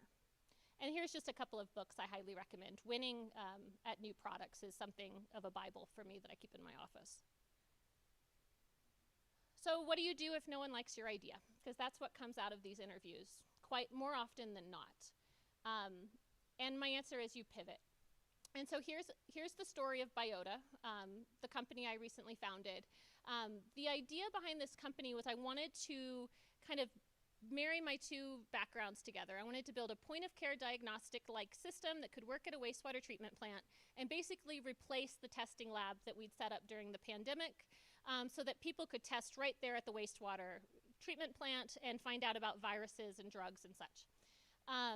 I applied and was accepted at an Antler residency program. Antler's a global venture capital firm, and they call themselves 0 to 1. So you go in and you spend 6 weeks with them, stress test your ideas with their venture capitalists, and then they decide at the end whether or not to invest in you. So I did this in April of this year. It was a 6-week residency program in Boulder. And in doing that, I talked to 100 wastewater treatment plants workers. And no one liked what I was building. Like, no interest at all. I've got COVID fatigue, the pandemic is over, you know, it's not my job to do this. My job is to keep wastewater, you know, sewage from running down the street. I don't want this, you know, was basically, you know, what I heard in 100 phone calls. And so then I pivoted. You know, you can also, I've used wastewater with cities before to monitor opioids, fentanyl, you know, direct resources to neighborhoods that need it by looking at sewage. Talk to the wastewater treatment plant, still no. Not my job to end the opioid pandemic. So at this point, what I understood was wastewater surveillance is a really hard thing to crack. There's too many stakeholders. There's no clear pain that anyone's feeling. It's a mild annoyance. So I started asking them, okay, well, what testing are you doing? What's taking the most amount of time? What's the most expensive? What's keeping you up at night? And I heard over and over again, the EPA just announced regulations on PFAS. These are forever chemicals. It's the Teflon on your nonstick pans, it's the Gore-Tex on your hiking boots. It's literally on everything we interact with. It's on our mascara, it's on our floss. It's incredibly toxic and causes liver cancer. And it's becoming like they're putting super funds towards it. It's like the most timely thing I've ever stumbled upon. So my company became a PFAS monitoring company. I'm a virologist. I really wanted to test viruses. This was a big pivot, but there was such a demand for it that within 2 months of taking my virus company that I've been trying to figure out how to do for years, I raised $1.35 million, and I actually turned down investors. I had a line of investors who wanted in. I hadn't rented a lab space. I hadn't shown proof of concept. I had simply come up with a really good idea, identified pain for a customer that could validate that idea, and it was really timely on these regulations that were coming out. And so everything downstream has been so much easier than past diagnostics companies and such, where we had to convince people they had a problem to be able to sell them our product. So a lesson from this, it's a saying that I hear a lot in startups, is to kill early and kill often. If your story or concept isn't working, you have to move on.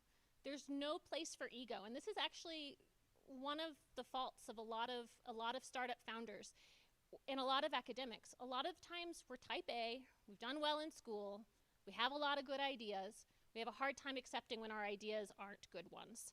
And so I've seen some very smart people, because of their egos, stick with a bad idea. When you kill an idea, it's important to see it as an opportunity. You didn't have to build something no one wants. You know, that's pretty great. You didn't have to hire a team and fire a team. You didn't have to let down investors. It's important to see that as an opportunity. But it's also important to do that really early. You know, before, when Biota was going to be a virus monitoring company, I had started to talk to universities about licensing technology. I was going to give away 6% of my company for tech I didn't actually need. I had started, you know, I would have hired the wrong team. I would have given away equity to the wrong advisors. Now I have equity to give away to PFAS experts, which is something I need, because again, you know, this is a new area for me. So that pivoting early was really, really beneficial. And then, you know, you fund that idea. And as I said before, when you really focus on 1 and 2, 3 happens a lot faster. So some lessons from a recent fundraising round, because, you know, before doing this, I thought fundraising was kind of this impossible thing. And now, you know, I think I have some sight into really spending more time on 1 and 2, talking to customers, and this becoming a lot easier. And so, you know, the lessons I took from this is, again, and I'm going to say it over and over again, what you're building in the early days is a story. Pitch it all the time. It needs to make sense, and don't spend too much time on the tech. You're doing it wrong if you're spending more than 10% of the time on your technology. Consider developing your company in a VC-backed incubator. This was really a cool experience. So the most famous one is Y Combinator in San Francisco. You go spend 4 to 6 weeks there. Companies walking out of Y Combinator have huge valuations. Anyone who gets into Y Combinator, people want to give them money. So this is a really good way to speed up and get in front of a lot of investors. Antler, which is where our company came out of, very similar to Y Combinator. It's just kind of a new spin-off of it. IndieBio is a similar one, but it's biotech focused, and there's a growing number of these coming out. Warm introductions are basically a requirement. You're not going to get an investor by emailing them or pinging them on LinkedIn. You have to have someone connect you. This is one of the benefits of these incubator programs. When I went through Antler, at the end, they chose to invest in our company, and then they released us to 1,000 investors at a demo day. So 1,000 people saw Antler say, we invested in Rose in this company, here's what they're doing, and then I got 100 meeting requests from VCs to talk to me. And I was in a much more powerful position. So that was a really great, these new incubator programs are really phenomenal. And then when you're in this situation, you get to be picky about who your investors are. And I remember people telling me that at the beginning of this journey and thinking, that's a really rich problem. Like, so many people want to give me money. Who am I possibly, I'm going to be picky. But really, when you have that good problem and that good product market fit, you do get to get picky. And there are, all these VCs have something to sell you. And this is something I hadn't experienced before. I had one VC that say that we're going to manage all of your PR. We're going to manage all of your regulatory concerns. They usually have a product that they give you in addition to their money. And so you can start to be picky and be strategic about who you're taking money from. To do this, you've got to branch out of the regional investors. I'm not going to say anything bad about RVC or Denver Angels. They're great. I've worked with them in the past. But this experience, working with Antler, opened me up to a lot of the VC on the coasts. And I just want to make sure people are trying to access those networks and not being comforted by just what we have here in Colorado, because there's a lot of us going after RVC and a lot of us going after the Colorado-specific investor networks. And something they tell us a lot in Antler is that you need to pitch 200 times to get funded, because you've got a 0.5% success rate.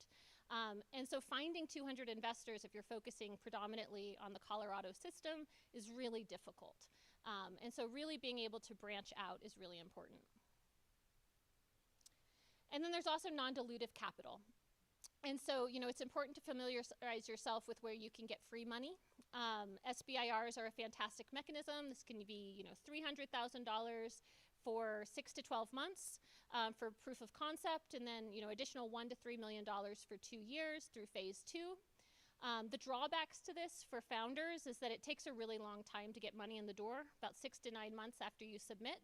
It's also highly competitive, and it can take multiple times. So, it can take a couple of years to get this type of funding in the door. And so I always recommend to consider working with a professional grant writer. Even if you're an academic that's won all kinds of grants, professional grant writers know how to put that spin or frame on your work to get it, to get a business grant. And then also the state of Colorado has a fantastic program, capital retention through OEdit. They provide $250,000 non-dilutive as long as you have $500,000 from venture or some other mechanism. So those are great ways to kind of increase your raise without giving away chunks of your company.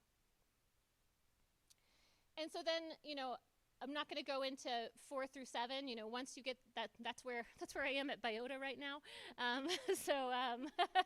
We've got the money in the door. We have lab space within University of Colorado's BioFrontiers.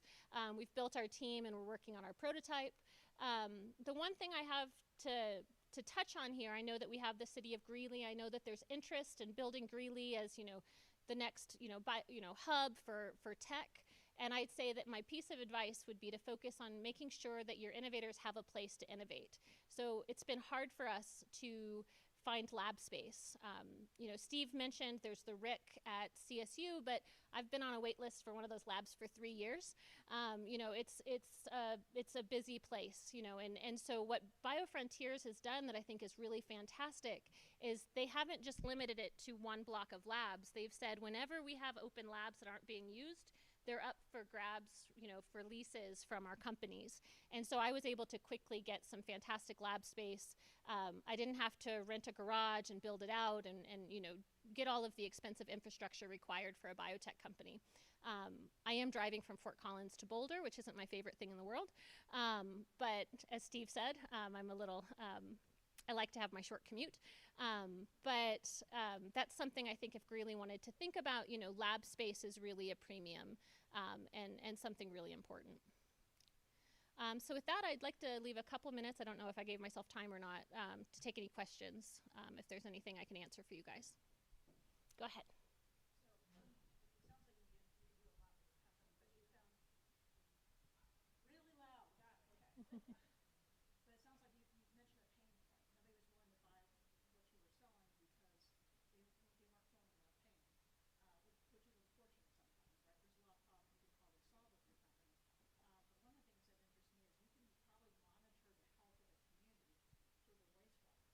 Absolutely.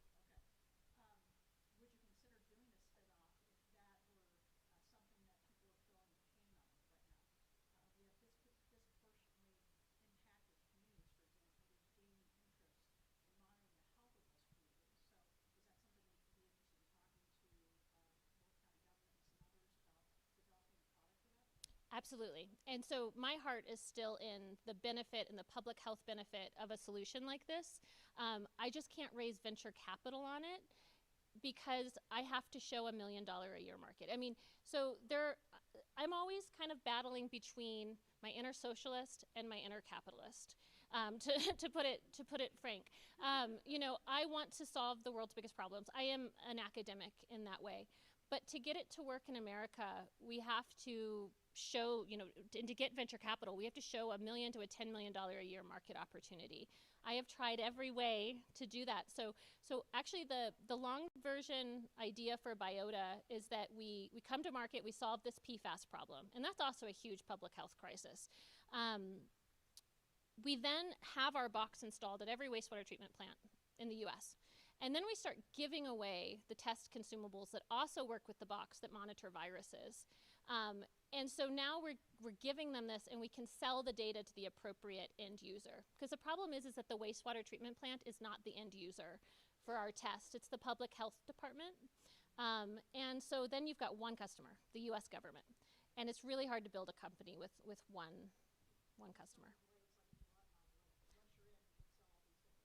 Absolutely. So we say it's a razor blade model. So we're selling, we give away the box for free because instruments are capital expenses. People have a hard time getting the budget for those. So we give them the instrument, and then they actually subscribe for a monthly amount of test kits. So we had to put this into the subscription type service. And that was, again, I'm a scientist, but I was meeting every day within the Antler program with VCs, and they were saying, like, how do you make it like a razor blade? How do you make this a subscription? And, so that really put the pressure on developing the business model to fit in with what VCs were looking for. But yeah, tons of great work. Another problem with wastewater surveillance and its potential benefit might not be a problem, but academics, universities really got involved. So like we set up the state program with CSU, and now CSU does most of the testing for the state. And so now we have a university that's doing the work that a company cannot do now, and so it's in my opinion it's a little bit difficult because that's not technically what research universities are for, but that's another thing that kind of clouds the industry a little bit. Anyone else? Go ahead.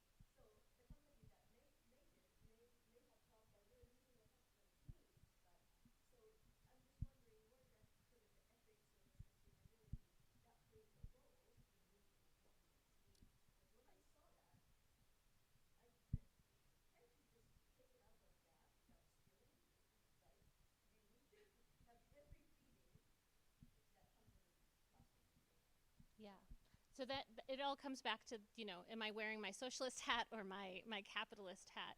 And I agree. And the point of biota is really to hold industrial polluters accountable. So they're using these PFAS compounds. They know they're bad. There is an ethical breach, and it's polluted our environment. It's polluting our bodies. But there's no real easy way to test for it. And so right now what they're saying is the wastewater treatment plant is going to have to invest hundreds of millions of dollars in its infrastructure to get rid of this industrial pollution. And biota is saying, no, we're going to allow wastewater treatment plants to identify who's polluting, and then through a jurisdiction that they have, pass tariffs and rules back onto those guys to make them clean up their mess. But yeah, it takes having a conscious while you're building these companies. And that's not, venture capitalists are only asking you, unless you get into the impact investors, if I give you $1, how are you going to give me 10? And that's the only name of the game for the most part, which is how these things happen, I think, in my opinion. Cool. Well, thank you so much.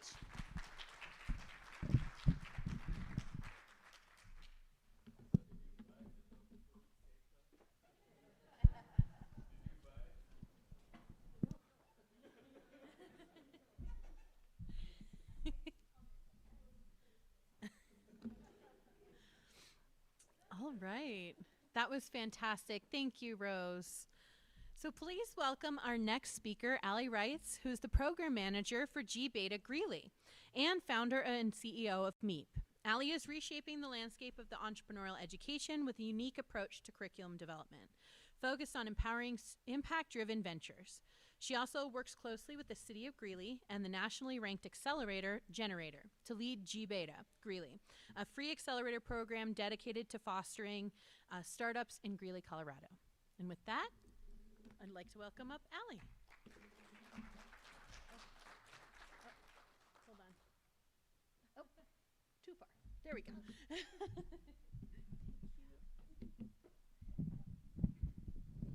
All right, guys, I'm going to keep this short and sweet. Thank you for that intro. Yeah, for the last 10 years or so, I've either been building my own companies or helping founders build theirs. And it's been super fun, and I love my job. So, so first of all, I just want to thank the City of Greeley and acknowledge how awesome they are at this building this ecosystem, right? So they have really put in a lot of investment and intention lately around building an entrepreneurial ecosystem for Greeley specifically, which is super, super cool. So what they did is they worked with Generator, which is a nationally ranked accelerator program, and Generator hired me to come run the program, which is the fun part, right? So we have a 7-week accelerator that will happen every spring and fall in Greeley. And this program is really geared towards helping startups who have kind of gone through these first few stages that our speakers were talking about and have realized, okay, I'm ready to actually scale this thing, right? And we help them actually prepare for the fundraising rounds and understand why they need money and how much and all of that good stuff. We connect them with coaching and mentorship and investors. By the end of the program, they meet 25 mentors. We met 5 today. It's a whirlwind tour, and they pitch 25 investors. So if you are at that stage, if you know any startups who are at that stage, we would love to talk to them, really at whatever stage they're at. We would love to talk to them because there are so many wonderful resources in Greeley to support startups at all stages of this journey. So that is G Beta Greeley. You can look it up. It's Generator with an 8. So instead of an A, there's an 8. But if you Google Generator, you will find our program. We also have a lot of community events that are part of our programming that are open to the community. So if you know anyone just with an idea who is just kind of looking to get involved and meet some other entrepreneurs, which is really the first step that I've seen when I'm building communities in Denver and things like that, it's so fun to get together with other entrepreneurs. So on our website, if you Google Generator, you will find our program, and we have a schedule of community-wide events that we put on. We've had a few scrappy hours so far, and that's been really fun. Cool. So then I was supposed to talk about G-Beta, and I did that. And now we're going to talk about tomorrow. I'm going to do a presentation as part of Entrepreneurship Week around intentional fundraising. So we're really going to kind of just dig in deeper on these concepts that our awesome speakers have talked about today. I'm super passionate about this topic. For most of my career, I have worked with early stage startups who are even bootstrapping their companies. And so this talk is really all about like changing that mindset, like we've been talking about today, right? Like, what is my actual appetite for solving this problem? A lot of times, you know, Rose mentioned our ego, right? Our ego says idea plus money equals changing the world, right? So our our first, right? Our first, because we have this big vision of our solution that we want to bring to the world, right? And we can see and taste and smell it, and that's awesome, right? Because that's what gives us the motivation to go do the thing. And the best skill of being an entrepreneur is to hold that big vision lightly and to understand really why we're doing it. I think, Rose, your example of your why was really cool. Of like, I'm just passionate about like the actual impact that these types of solutions can bring, and that leaves room for all of these wonderful pivots, right? And for letting go of the ego and being able to explore many different futures for our company. So I say it's about intentional fundraising. It's really about this mindset, right? Of saying, do I need money to solve this problem for people, right? If I take the humble MVP route, can I actually step back and say, how could I solve this problem for someone next week, right? Do I have the tools and resources to be able to do that if I let go of that ego? And so we go through that. We also show some tools to do that, including financial modeling, which sounds like it doesn't go along with these kind of concepts, but it totally does. So I call it like visioning in a spreadsheet, right? Like the only way that we can make a decision to pivot is to be able to explore these potential futures in a spreadsheet and make sure that they actually are financially viable, right? So this is a skill that we can have as entrepreneurs. It's like being able to talk to your customers. This is another tool that we have in order to decide how we want to move forward. And when we build financial models, we actually start to answer some really big questions about our company. Like, how do we want to grow? Like, what do we actually want our lives to look like in the next few years, right? And so, yeah, I'll stop talking now because I'll talk about it tomorrow. But that will be 9:30 and where is that?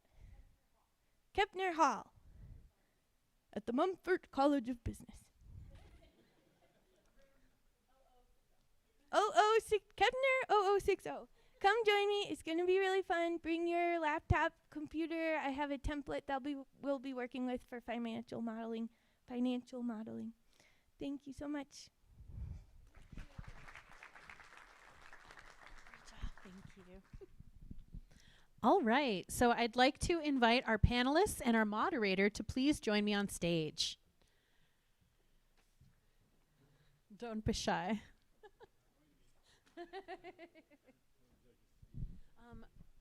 You on one of the ends, whichever end you feel best. Cool. And then just remember when you turn on your mics, it might take a second for the sound to come in. Wonderful, thank you. All right, so I'm just going to go ahead and introduce our moderator, who will then introduce our panel. So To lead our Idea to Impact panel, our final activity of this evening, we're thrilled to introduce our moderator, Derek Jared. As Economic Development Manager for the City of Greeley, Derek is dedicated to driving economic growth and fostering a vibrant business community through strategic development initiatives. With a wealth of experience in guiding businesses from research to real-world impact, Derek brings both expertise and deep commitment to grow our community. Please join me in welcoming Derek and our panelists.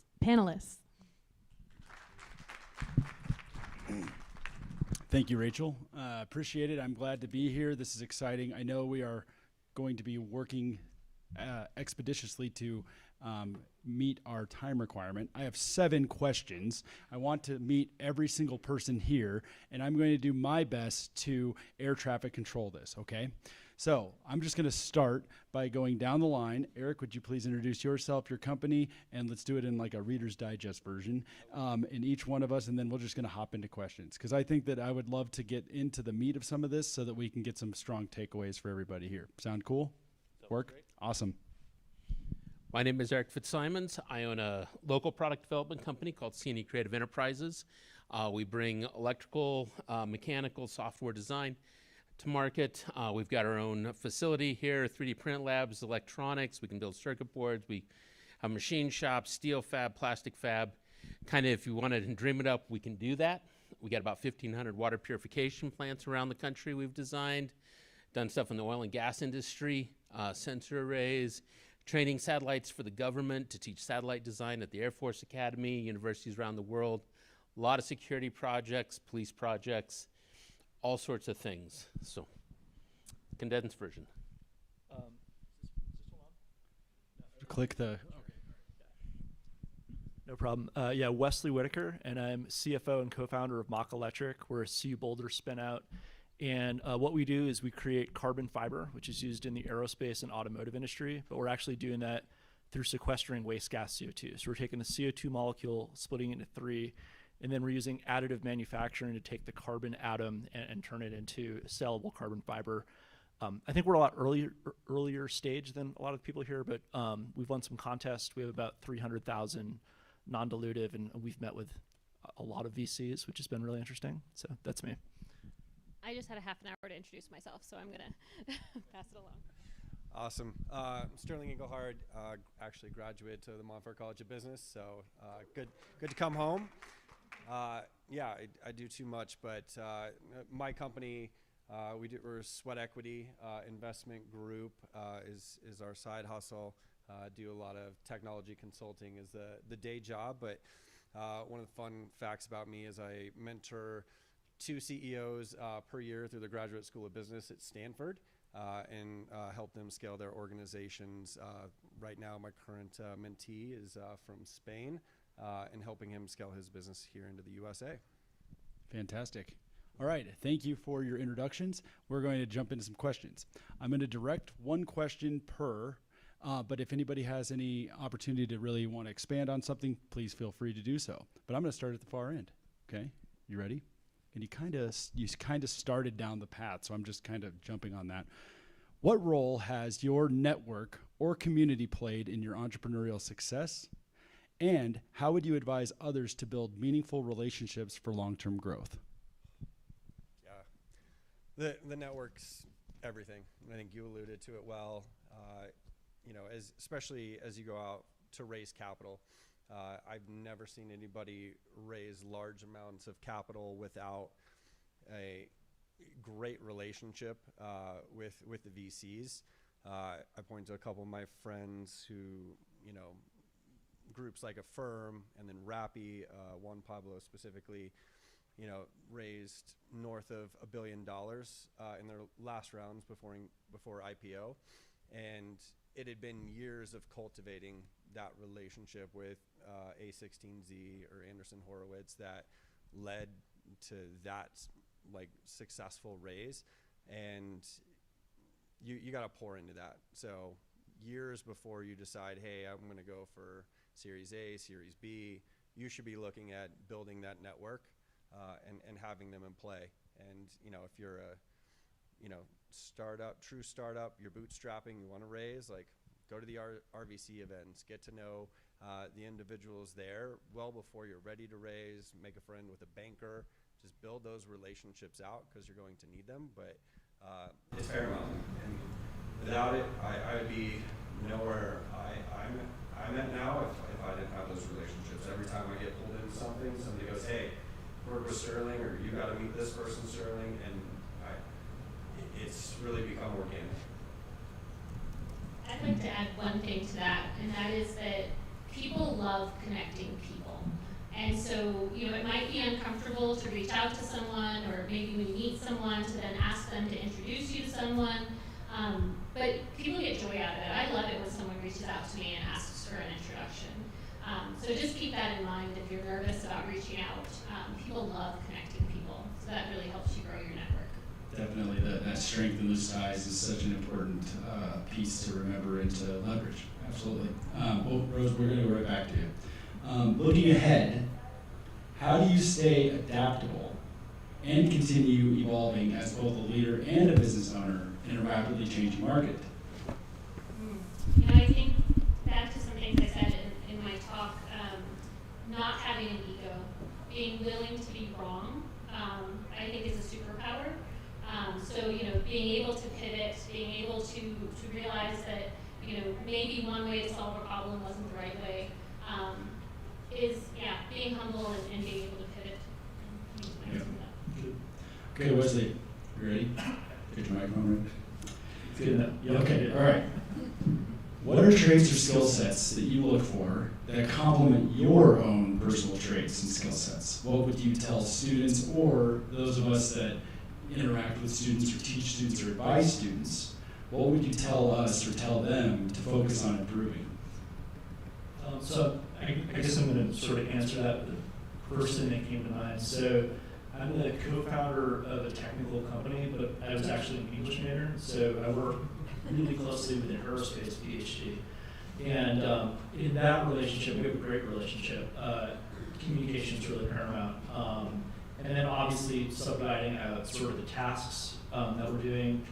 I'd say like 80% of the time right now, if I had to retitle myself, I'd say I'm like VP of Investor Relations. Like that's kind of what I do. And then, you know, for students kind of developing ideas and kind of, you know, becoming entrepreneurs, you know, it's a lot of fun, and everyone says it, but don't be afraid to fail. I mean, you're gonna get a ton of no's, but there's a lot of reward to it, and you know, if you're focusing on something that you're excited about, it's a really fun path. Awesome, thank you. Okay, Eric, you ready? Maybe? Yep, there you are. Okay, name a single resource or program that you were able to take advantage of that you didn't even know existed.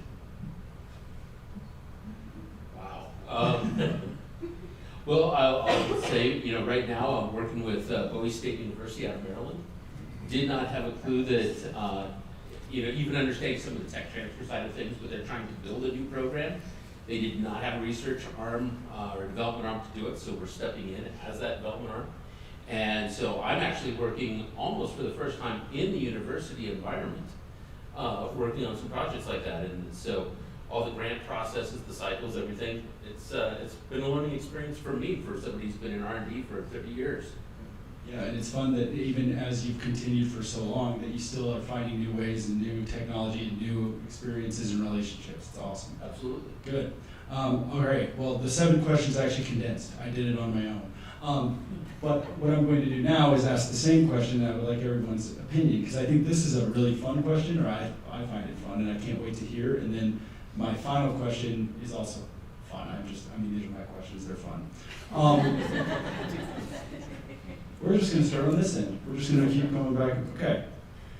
All right. What is one BHAG you would be okay with sharing, either professionally or personally, that either your company is up against or that you personally are up against? What is one BHAG that you would be willing to share? Timing. So as I said, I was working on a project with Bowie State University. It's a grant project. We were supposed to start July 1st, and then August 1st came around, And September 1st came around. I'm keeping my team open, right? It's 2 months of intensive work, right? And now we're, I received one of the 2 checks last Friday to start buying stuff, and I was promised that the other one hit the mail today. The entire project's supposed to be done February 1st. Yeah. Yeah. First, I can relate to timing. The big, hairy, audacious goal, if I remember the acronym correct. Got it correct. Got it. All right. So we're in an interesting space. We have a lot of traction with what I'm going to call material science and deep tech VCs, but then we also have had probably about a third of our meetings with the climate VCs, right? Because we're a climate negative company.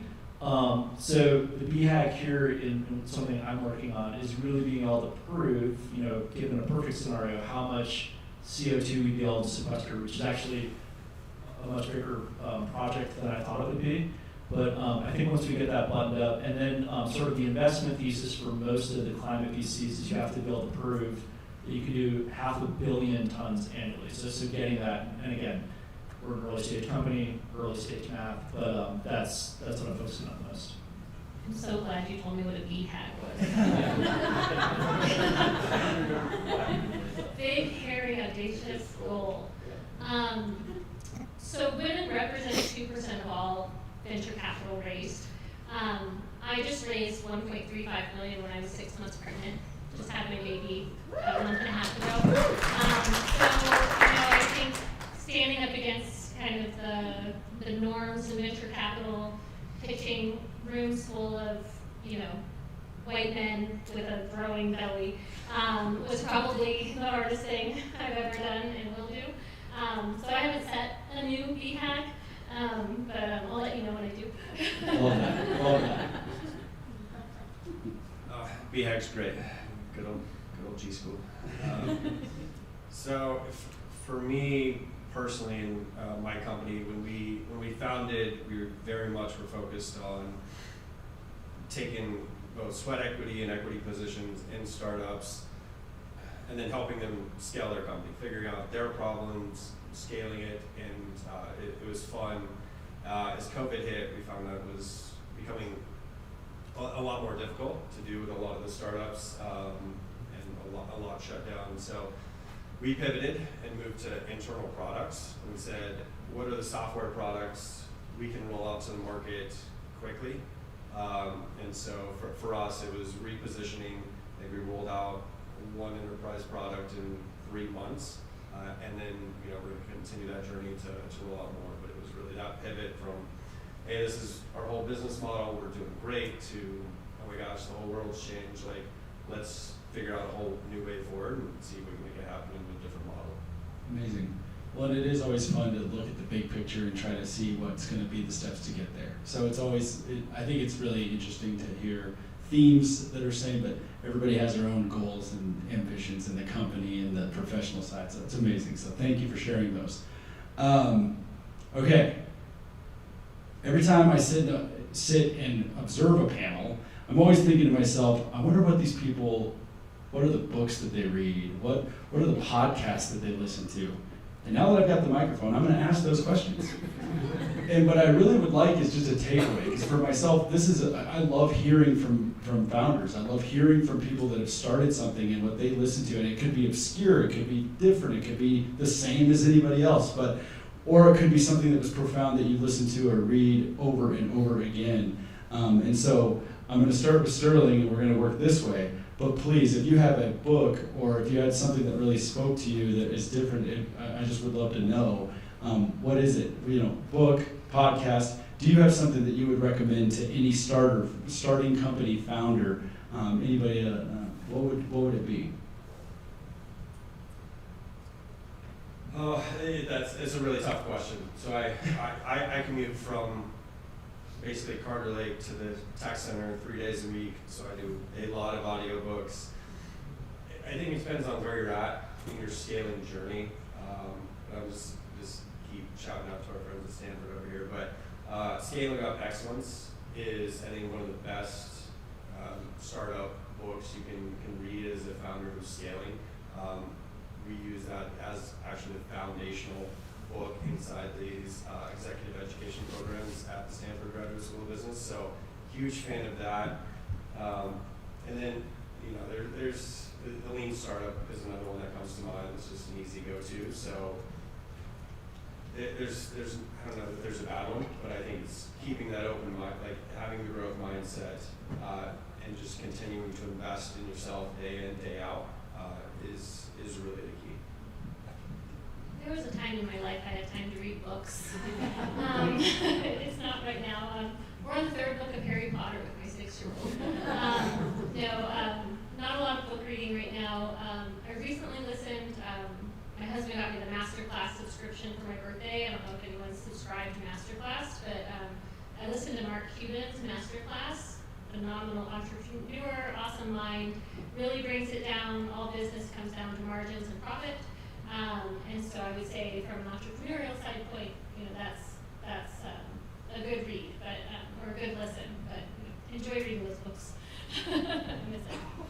Yeah, so I'll mention two, and then I have other things that I read on a more personal level. But for my entrepreneurial journey in particular, one that I read that was just kind of a perfect match for me was Bill Gates' How to Avoid a Climate Disaster.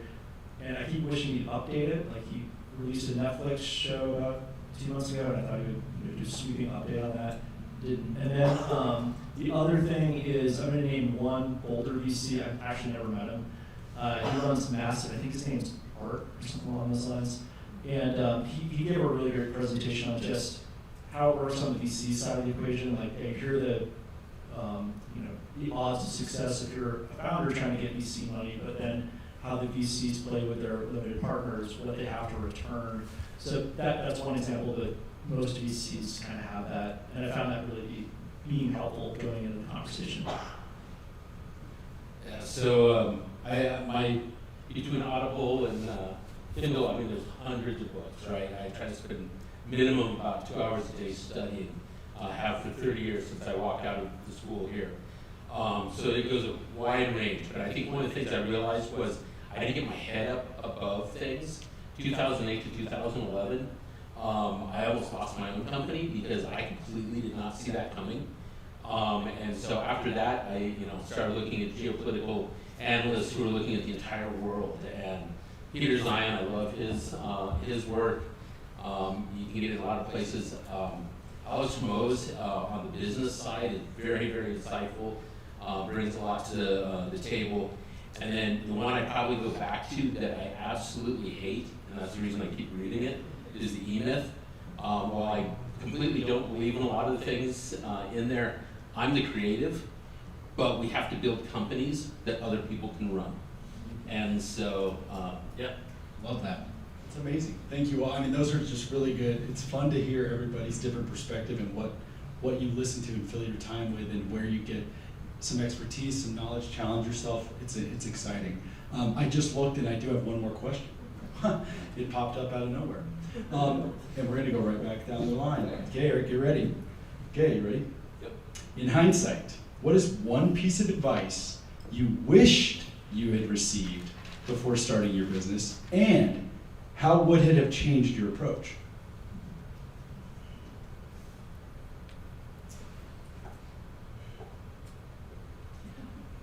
I wish I had had somebody, 30 years ago sit down and really explain scale to me. I've spent way too long in my career thinking too small. And I think if I'd have had somebody who could have taken and brought my horizons from Greeley to global, and from things that were like, okay, that's a good job, that's a career. I mean, it's like, I can weld, I'm a machinist, I'm a programmer, I can design circuit boards, I get all these little jobs. But I wish somebody said, hey, think bigger. What's the biggest lever you could pull that's gonna make a difference? And that would have saved me probably 20 years of my career. So we founded our company 2 years ago, so a lot earlier in the entrepreneurial journey. But one thing that actually surprised me, once we won 3 pitch contests now, we've gotten prize money through them. But when we won our first, I all of a sudden had a lot of people reaching out, just wanted to kind of meet with me. And I was really confused if they wanted to be hired or kind of like why they wanted to meet with me. And then about fast forward 4 or 5 months after that, it just kind of became part of the job of being a co-founder. I sort of take the mentality that, when I meet with someone in the community now, I try to offer what I can to the relationship, and then, kind of introductions are made that way. And I think you alluded to, people making introductions when you spoke a few seconds ago. Yeah, good question. My company is only 6 months old, so I don't have a lot of things I'd like to do different yet. I would say that this company is the product of having done things incorrectly, for about 10 years. And so, there's a lot of lessons that are being applied. I'm sure there will be lessons from this as well.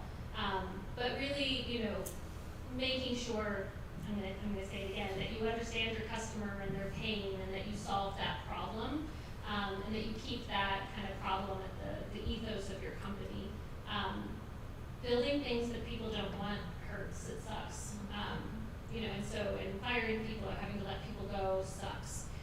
So, just being prepared early and being willing to pivot and make sure you've got the right product market fit is really the lesson that's guiding the company at the moment.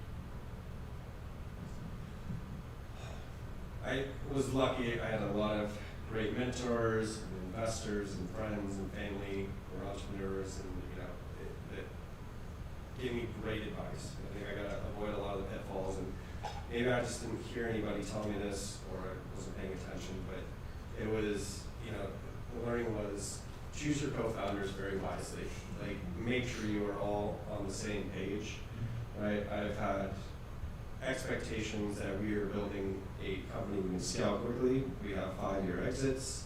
Here's who's going to buy us. Like, let's go. And my co-founders were like, what are you talking about? Like, this is a lifestyle business. We're going to run a couple mil a year, be happy, right? And so I think if you're going to do it by yourself, awesome. But the truth is, I think almost all of us, if not all of us, really do need co-founders, and figuring out how you're going to work together, how you align on what it means to scale together, what you're going to do when hard times and rough things come up, because they will. Making sure you have those conversations before you decide to start a company together is something I wish I would have listened to a little bit, leaned into if I had heard it. Thank you very much. And with that, I think everybody, your insights are very valuable. Everybody has different stages where their company is at, and it's exciting to hear just from all of you tonight, or this evening, this afternoon. So thank you. Let's give this panel a round of applause. Let's also give the University of Northern Colorado's College of Business a round of applause. And let's just get really excited about the last 2 days of E-Week. So anyway, Rachel, from there, thank you very much for having us. Thank you.